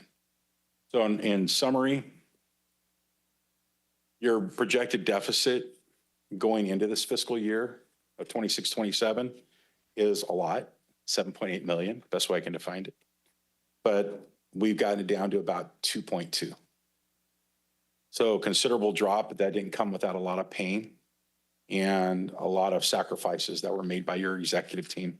Most important part I'll leave with you is they did it together. Through your encouragement and the way you want this city to look and operate, we hope we're living up to that bill that your council has set for us. So that's all I have for tonight. I know it's a long way to get there, but I think it's very important that we combine this with our strategic plan and the priorities that your council has set out to do. So these are your recommendations. I'm not going to read them. You see them before you. And I'm more than happy to answer any questions, and then also that of our executive team as well. Thank you. Thank you, Mr. Brendorf. Councilmember Cole, we'll start with you. Any questions, comments? You want to do comments I later? have a lifesaver in my mouth. Okay, Wasn't expecting to go first, but that's okay. that's why I I picked you. don't have comments. I thank you all so much. It's nights like this that remind me how impressively professional and expert that you all are. You've done such a good job. Making these decisions is not easy. Coming down 5.7, right? And deficit is something that we all ran for. You know, we want to be fiscally responsible. And I'm just very grateful to you, Robert, and the E-team. And I hope that citizens see this tonight. I hope they continue to be informed and become more informed at how crucial it is to invest in your city. And that return on investment is huge. You know, it improves our quality of life. We do need revenue sources, and we do need to offset the increasing cost of exorbitant state mandates and laws and things like that. So I'm in full support of this budget, and I appreciate all of your hard work. Mr. Vice Mayor. It's been a lot of heavy lifting. I want to thank the three that weren't on the ad hoc for taking and valuing the mayor's and my input, because we deviated away a little bit of the way we came about this budget, and putting your confidence in us. I appreciate that. And this is a very well-honed machine that we have here right now, that they're doing what's necessary to get us to where we need to be. And I can't say enough about, we need revenue. It's just a reality of what every community in this state is facing. And I think Robert put it best, is we send the state our money and then hope that we get some of it back. And I think the citizens of this community need to be aware of that they hold our purse strings, and we do everything we can to squeeze every dollar out of efficiency that we can. And with that, I yield. Okay. Councilmember Shaw. Thank you, Mr. Mayor. I guess the first thing I want to start is with the ad hoc, because I do have one thing I want to address with you guys. Due to the excitement from District 4 about Walton, I think we can go back and reallocate that $4 million. There's 5 districts. I mean, I'm just, kind of shooting from the hip here. No, it's getting serious here. Heavy load. Thank you guys for carrying it. You want to look at what was presented tonight, and there's a part of you just wants to go, oh crap, because it's not pretty. But I will tell you, I'm actually more energized after this presentation tonight than I am worried or in dismay. And it all has to do with exactly what Mr. Bendorf talked about. What I know myself, and I think the mayor has wanted for 7 years being at this dais. We wanted an executive team that worked together, didn't run in silos, understood that we were all here together to work for the good of the city. And we've heard different terms over the years with right sizing, cutting the budgets. We're not funding these things. Well, then why are they in the budget? We haven't funded them in 15 years, or all these different things going on. And it's a relief to know that that is finally coming together. And it's exciting to watch how our executive team and the leadership came together to really look and prioritize and go, we all want to get to the same place, and we're going to get there together. And when I look at last year, you look at stages of life. Last year, we had to learn to crawl all over again. And what I see this year is we're up walking. And so give it another 12 to 24 months and we'll be running. We've laid the foundation for the future. It's not going to be easy, but I am seriously energized by what I see. And after setting up here for 7.5 years, I think this is probably, in my opinion, the best strategic, well-thought, heartfelt budget presentation I've seen in 7.5 years. So I want to say thank you. And as I said many months ago, you have my trust. You guys are the experts. I know it wasn't easy, and I appreciate all the hard work. And to the ad hoc, still back to this District 4 thing, but I'll forgive you. But I think you guys did a great job. He bought us pizza. Council member from District 4, Wade Kirchner. Thank you, Mr. Mayor. Thank you, City Manager. I think what everyone's heard tonight from the council is how much we appreciate staff, how much we acknowledge your time and effort and blood, and that went into blood, sweat, and tears that went into this to try to make this work, or to make this work. I know in the short time I've been on council, I think the first time, just as an example, the first time the outfall diffuser project was brought for me, and this goes back to the conversation about increasing costs. I remember that number being about half of what it is now. And, you know, when you talk about the big ticket items like that, and this isn't a need, it's not a want, it's a need, because this is the state of California saying, you got to have this. And that's just one project, by the way. But I do want to say how professional our staff is and continues to be, and how much I appreciate them. So, and I do support this budget as provided. So thank you. Thanks.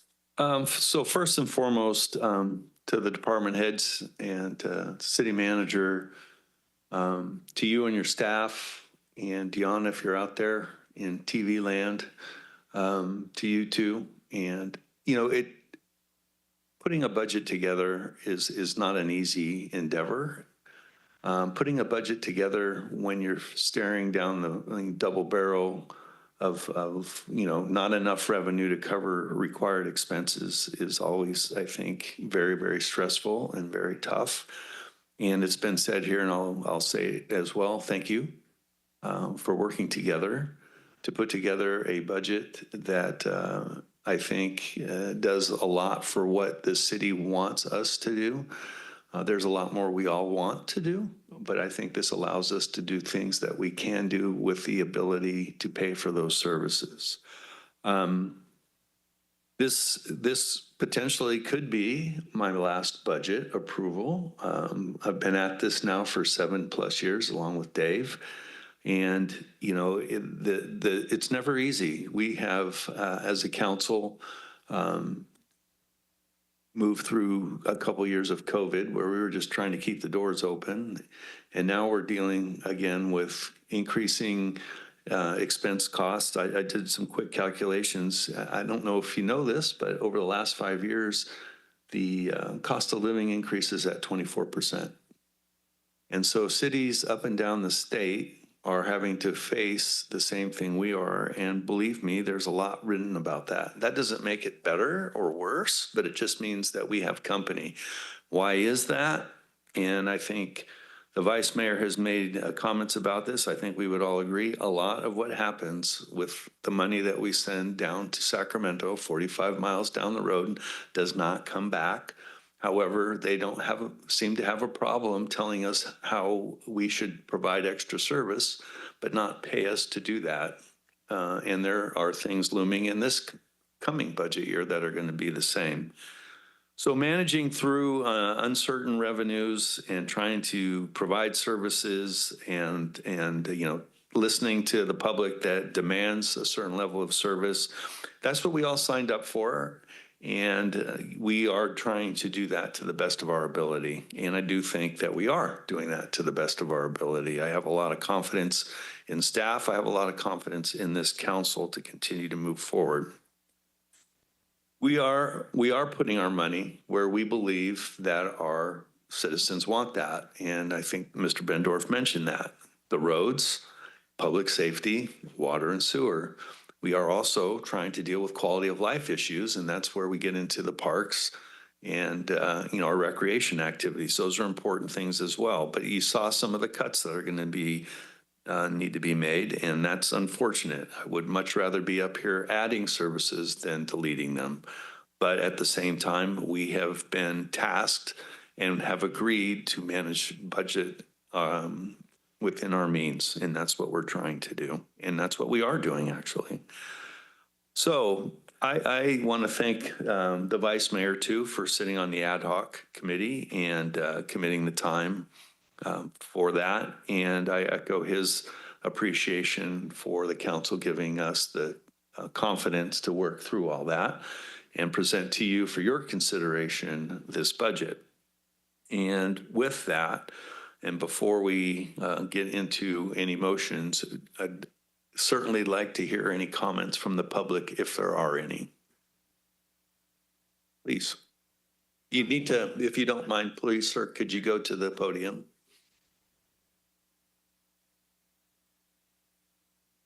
Mr. Pasquale, I agree with you. Revenue is important. City manager, I like everything you said. money is important. It's an issue. I have a piece of property and I've been here before and I'm trying to get something established here and trying to do a safety thing. I see the book here that you guys have for the city for enhanced emergency preparedness. I have a piece of property on 299. I've been here before and I need to have water. I don't have water access to it. I have trees that are dying, trees that are down. I'm cutting them up and I have another tree that's dead. And I have some fence repair that I have to do. I bought that property as an investment and I want to keep it clean and I don't have water access to it. I don't understand why everything is all hooked up and the prior owner has some debris out in the back and I want to have it hauled off, but I can't get someone in there to move it due to the fact that the grass is dead and I don't have water. I have neighbors to the right, neighbors to the left. It's along the levee. And my concern is a fire. That's my number one concern being 4th of July. If fire breaks out, I don't know what's gonna happen, but that's my concern. I just need water. I bring water from where I live in Knights Landing to water the trees and to use pesticides. I would like to hook up the water and pay the revenue, whatever it costs. I spoke with the city or the water district and they came out there, they looked at it, it's ready to go, and I was denied. I don't understand why. I like to keep the sprinklers there. I would like to keep the grass green so that I can prevent a fire from happening. Right now, it's just a fire hazard. I do have homeless people going in there because the fence is not in great shape, but I do want to repair it. And I see homeless people staying there and they stay there, and if they catch a fire, that's just it. I don't want what happened in Southern California to occur here. Why did we not have water there? Why did I not have water there? I don't want to answer that. And I don't think anyone here does. I don't sleep very well. So I got a piece of paper from the director of development and it's showing the permitted areas that do have access to a building and have a barn there. I have trees, orchards, I have fruit trees, and I don't have any crop, but I have fruit trees and I bring water to water the trees. One tree is dead, it's gonna have to come down. One's already on the ground, I've already taken another one out. And I need water to keep those trees alive. One's dead, it's gonna come down and I'm afraid it's gonna cause damage. So that's all I have to say. Sir, could I have your name, please, so that we can get it? Name is Raymond Lamelli. Thank you. And the property is on 299 2nd Street. It's on the corner where Garden and 2nd Street meet. But I was told to get some water from my neighbors, but if it's okay to get water from my neighbors, why can't the city provide me with the water that I need? It's an investment. I have people wanting to buy my property. I got to remove the debris, and someday either I would like to build on it, but I'd need to at least clean it up. I have pictures. I do have your card, and I'll send you the pictures that I have. Mr. Mayor. I want to keep it clean. Okay? Thank you. Thank you. Any other public comment? And just a reminder to the public, this is a budget item. Thank you. Okay, no other public, oh, well, we do have someone. Yeah, I just wanted to echo some of your comments about the budget items. Just speaking as a dad, I think all of us have been in a position where we've had to look at budgets and cut things, and it's not comfortable to do that. But they have to be done, and the responsibility. And when I hear the words of visibility, accountability, that's a love language for me as a dad, as a taxpayer, so I appreciate that. Also excited about the visioning for the future. I do have kids. I want to see that investment moving forward in a community that I love and I call home.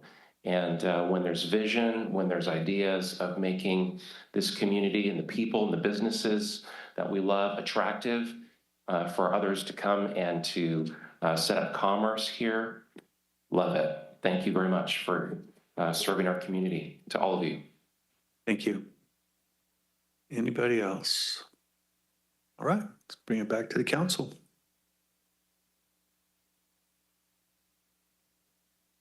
Well, we'll make this easy. Through the mayor. Move to approve the proposed fiscal 26-27 operating budget, as well as the fiscal year 26-27 CIP budget that it was presented tonight. Second. Who's it gonna be? Who's it gonna All right. I have a motion by Councilmember Shaw and a second by Councilmember Cole. All those in favor signify by saying aye. Aye. Any opposed? Any abstentions? Item 12 passes unanimously, and we will go to item number 13. Thank you, Mr. Mayor and council members, for your patience. I know we went a little bit longer, but a lot of things we needed to tie in tonight. And I will also tell you, and this far before the public, you know, when you produce a budget document, and I've produced probably a couple dozen of them over my career, they are complicated. Schedules are defined by the state of California of what we put in there, how it looks, and not one of them looks the same. And so I've had a very refreshing, being in my hometown where I grew up this last year, invited people to come in. I know several of the council members have been part of those discussions where they've had questions about the budget. Why does that say that? Or why is that money there? Why is there too much money there? It should be moved over to here. I have loved those discussions, and I love the engagement of this community. They were great questions, but when they come in and we talk about it, they understand it a lot better. And so that interaction with your residents, constituents here has been fascinating, and something that you don't get everywhere, but that's people that are concerned about their community and they want to see the best for it. So I invite those folks, if they want to come in and talk about it, about what it looks like, why that money's there, hey, anytime, address doesn't change. So that's it.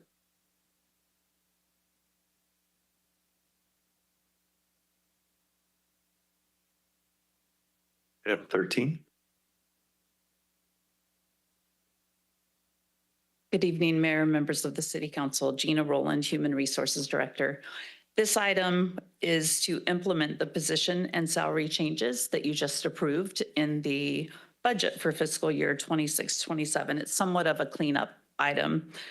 So the recommended action is to amend the salary schedule to take a number of actions. It does a number of things. One is that it abolishes the class titles of police records clerk lead and administrative manager, as those are two titles that are no longer used in the department. It changes the title for Parks and Grounds Superintendent to Park Maintenance Superintendent, as it was just reflected incorrectly on the 9-step salary schedule. It also adjusts the salary for city manager by $10 a year. It's needed to resolve a pay rate rounding issue in the city's new Tyler HR payroll system. As part of the budget, the police department submitted, or the police department's budget included the funds needed to adjust the salary for police services analyst. And that's because the position's duties have changed significantly since the position was originally established. It now involves significant work in areas such as professional level administrative work in budget development, financial administration and reporting, contract administration, management analysis. And these duties are consistent with those duties performed by administrative analysts in departments in the city. So the staff recommends that the salary for police services analysts be adjusted to be equivalent with an administrative analyst 1, and that's reflected in the proposed salary schedule. In addition, we've created a class title called Deputy City Manager that will have overall responsibility for administrative functions in the city manager's office. It will provide high-level support to the city manager in a number of areas, and so that recommended salary range is in the proposed salary schedule. It's not a new position, it's just a new class title. A new position, however, in one of the 1.75 new positions that were added in the budget is a GIS analyst. So this recommended action approves the salary for that new position. The recommended salary is set at the same range as the city's existing information technology analyst. And then Human Resources has evaluated its existing positions. Presently, Human Resources uses administrative analyst class titles that are general analyst classes used in or in a number of city departments, instead of the industry-specific HR analyst classes that are used in most, if not all, HR departments.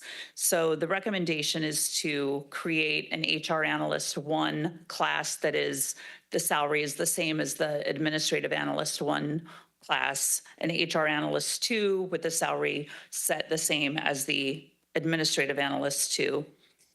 And we've reallocated our existing authorized positions to the HR Analyst positions, but there's no recommendation to reclassify the incumbent HR analysts.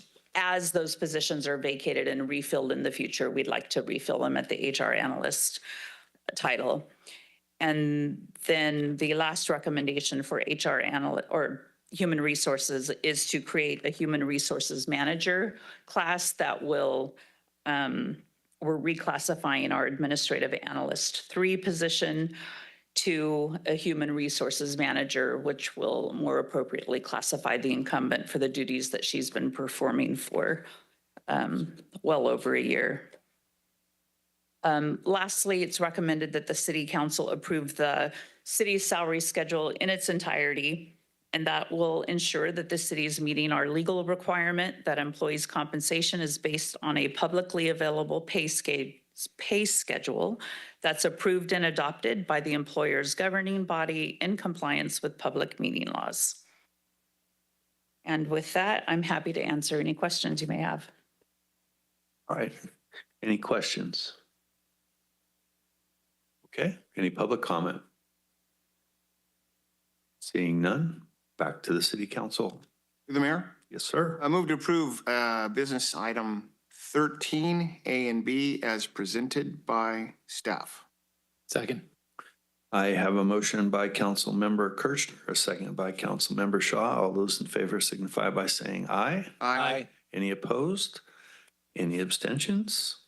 Item 13 passes unanimously. Move to item 15, future agenda items. Anything anyone wants to bring forward?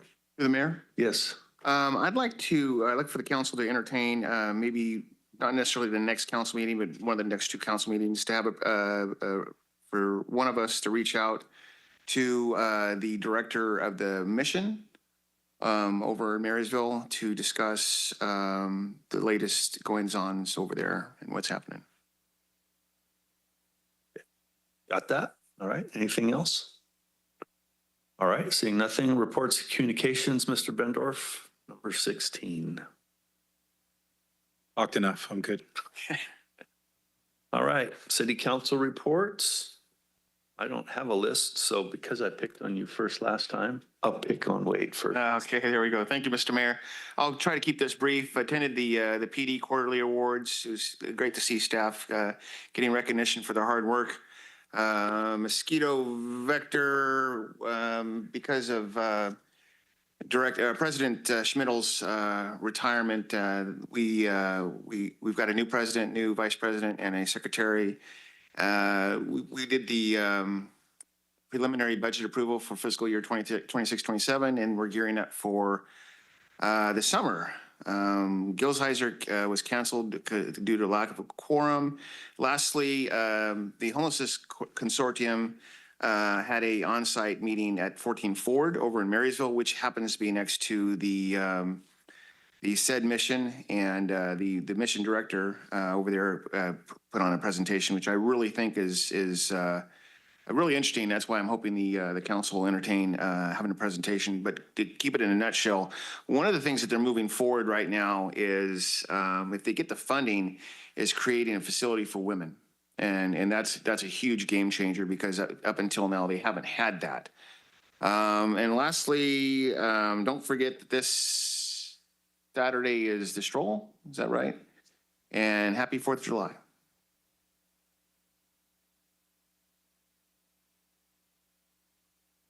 Thank you, Mr. Mayor. Had the DBA monthly meeting. They're gearing up for the stroll, but also we entertained and kind of talked to them about taking pride and ownership of the downtown in conjunction with the city. And that's in line with the MOU and everything that we're looking at going forward. So recap from last time, I attended transit. I've already updated Councilmember Kirchner to the request I made on behalf of him without him knowing. But put it in a nutshell, rising costs are continuing to go up. And if you're not familiar with it, but transit is a heavily subsidized program. And that comes through the LTF funding, and they're increasing the draw from the cities on the LTF funding. And I encouraged Mr. Mock to start looking at raising rates over time versus just depleting the LTF, because we don't want our transit becoming like a lot of the others, like Sac Metro and BART and everything else. The other thing is with the mod vehicles, we also entertained that. What they've talked about is the last mile transportation to get people that are on the outskirts into the transit system. A couple of years ago, when I was on the board, we voted to put that out in the underserved area of Olivehurst, and it is not paying for itself. It basically boils down to, pardon the French, but butts in the seats. And so with that, they're looking at redesigning that level of service. And it was eventually going to be brought to Yuba City. So I encourage Mr. Mock to maybe look at a hybrid approach with that and maybe introduce it into, at least on a small scale, to Yuba City, maybe Marysville, to where there is more opportunities for more butts in the seats to keep that program alive. Sabufka, we got great news. We thought we were in real trouble with the Afterbay project. And we talked about that at this past week's meeting. And lo and behold, I think it was Thursday, the governing agency that we were waiting on to just go, hey, you got the thumbs up, let's do it, gave us their approval. So it is moving forward. All the other projects are moving forward right on task.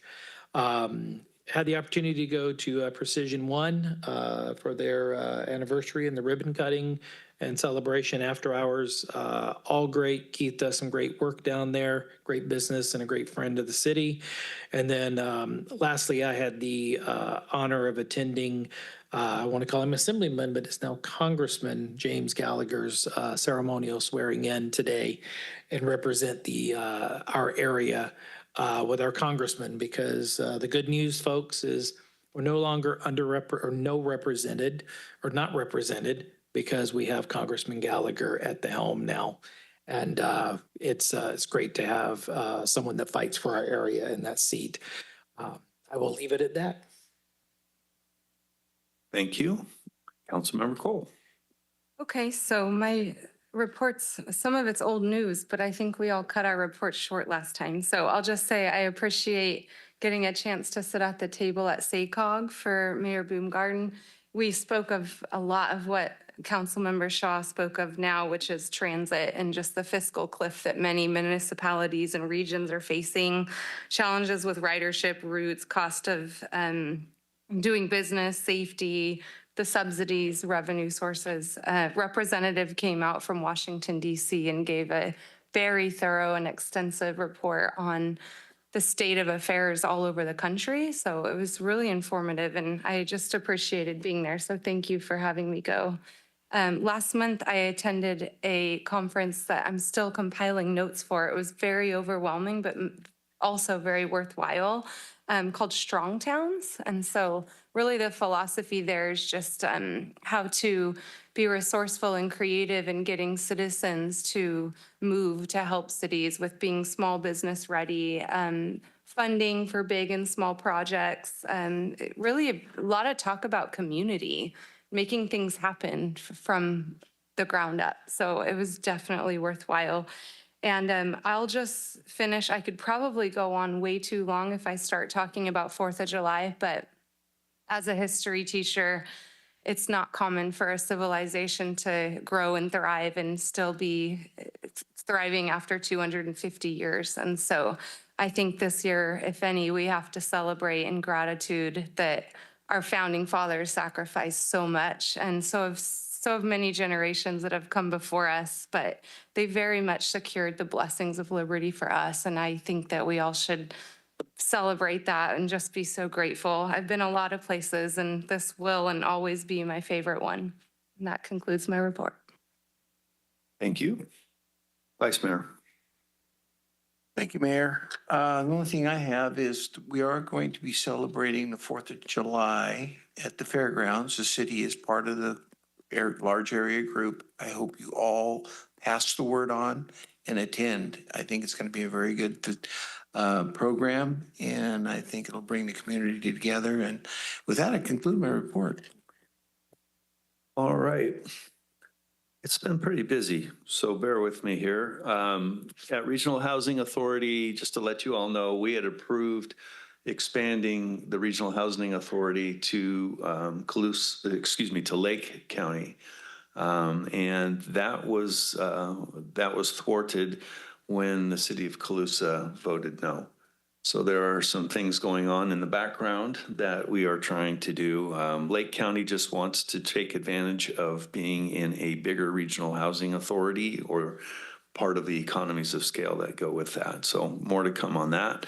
I attended the celebration of life for a retired Yuba City Fire Chief, William Burke, over the weekend. You may recall he lived to a very robust, still at 102 years life. And our fire department, I want to tell you, Chief, your folks showed up, made it a very good impression, and helped that ceremony a lot. And it sent him off in a very dignified manner. Thank them for their work and for you. There's a lot of things going on at Beale. I think a lot of us are going to be heading out to Beale tomorrow. Colonel McLeese, this change of command happens tomorrow. There's other honorary commanders that are leaving as well. So chances are that we'll be bringing in a new crop of honorary commanders that we're all interfacing with, including the base commander here in the not too distant future. The vice mayor and I sat in a meeting this morning. This we couldn't go to Assembly or Congressman Gallagher's. We were doing the community development block grant. Thank you, Doug. That was probably the most efficient community development block grant meeting I've ever attended, and we gave some feedback, and we'll look forward to bringing something back for the full council to deal with. Vice Mayor and I, along with Supervisor Stevens, got to eat ribs and be judges at a River Valley High School event, thanks to Mr. Wade Kirchner. Yeah, that was good. It was messy, but it was good. Thank you for that. And it was good for the River Valley High School athletic program. Had a meeting with, we keep talking about SACOG, had a meeting up here. James Corliss, who's the executive director, met with Supervisor Baines and I, part of his outreach to come up and talk about what's going on. It was interesting, and Mr. Bendorf, you'll appreciate this. He's quite excited about the Perkins Eastman project.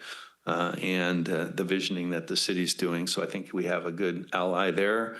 And as far as my attendance at SACOG, thank you, Tony, for going. At the transportation meeting for SACOG, there's a lot of discussion. This ties into you and transit, is that there are transit, our local transit, whether it's YOLO Transit, SAC Transit, et cetera, they're looking at the fiscal cliff. And so whatever we can do to keep our local transit from hitting that, it sounds like you're way on top of that already. Been meeting with Mike Thompson and Mike Thompson's aides on two things. One is a reassessment of our BRIC grant. It was a $50 million grant to to help with this. It's called the West Feather River Valley, I can't remember the acronym, but anyway, it helps the bypass levee on our side, and that had been clawed back by the feds, and it looks like we've got some effort there, and I'm sure James will be a part of that now too. Also, working with him, trying to get some help on the diffuser project. And I know that him and his folks have been working with the Yuba-Sutter Economic Development Corporation on some funding mechanisms. We'll stay pushing on that. Did do the PD Police Department quarterly awards, but they gave out a lot of awards and most deserved. It's good to see that. I think that's our folks are busy out there. Talked about the stroll. We also have the fair coming up June 25th through the 28th, I believe it is. At the Government Affairs Committee, we heard a presentation by Senator Dolly. She's on the Union Pacific Railroad thing too as well. And I've said a lot. Precision, Keith Burwell, it was a good presentation there. And I would like to go ahead and with the council's approval, close this meeting in memory of Mr. John McIntyre. And Mr. McIntyre is a longtime citizen of this area. There's a lot of family ties that connect here with the city of Yuba City. And we'd like to close in his memory, if that's okay. And we will call this meeting adjourned. Recording stopped. This week on Yuba-Sutter.LIVE, Thursdays, Government Watch, 7 p.m. Olivehurst Public Utility District Board of Directors, serving more than 17,000 customers in South Yuba County. Watch on Yuba-Sutter.LIVE. Facebook.com/live streaming YS. YouTube.com/symbol Yuba-Sutter.LIVE.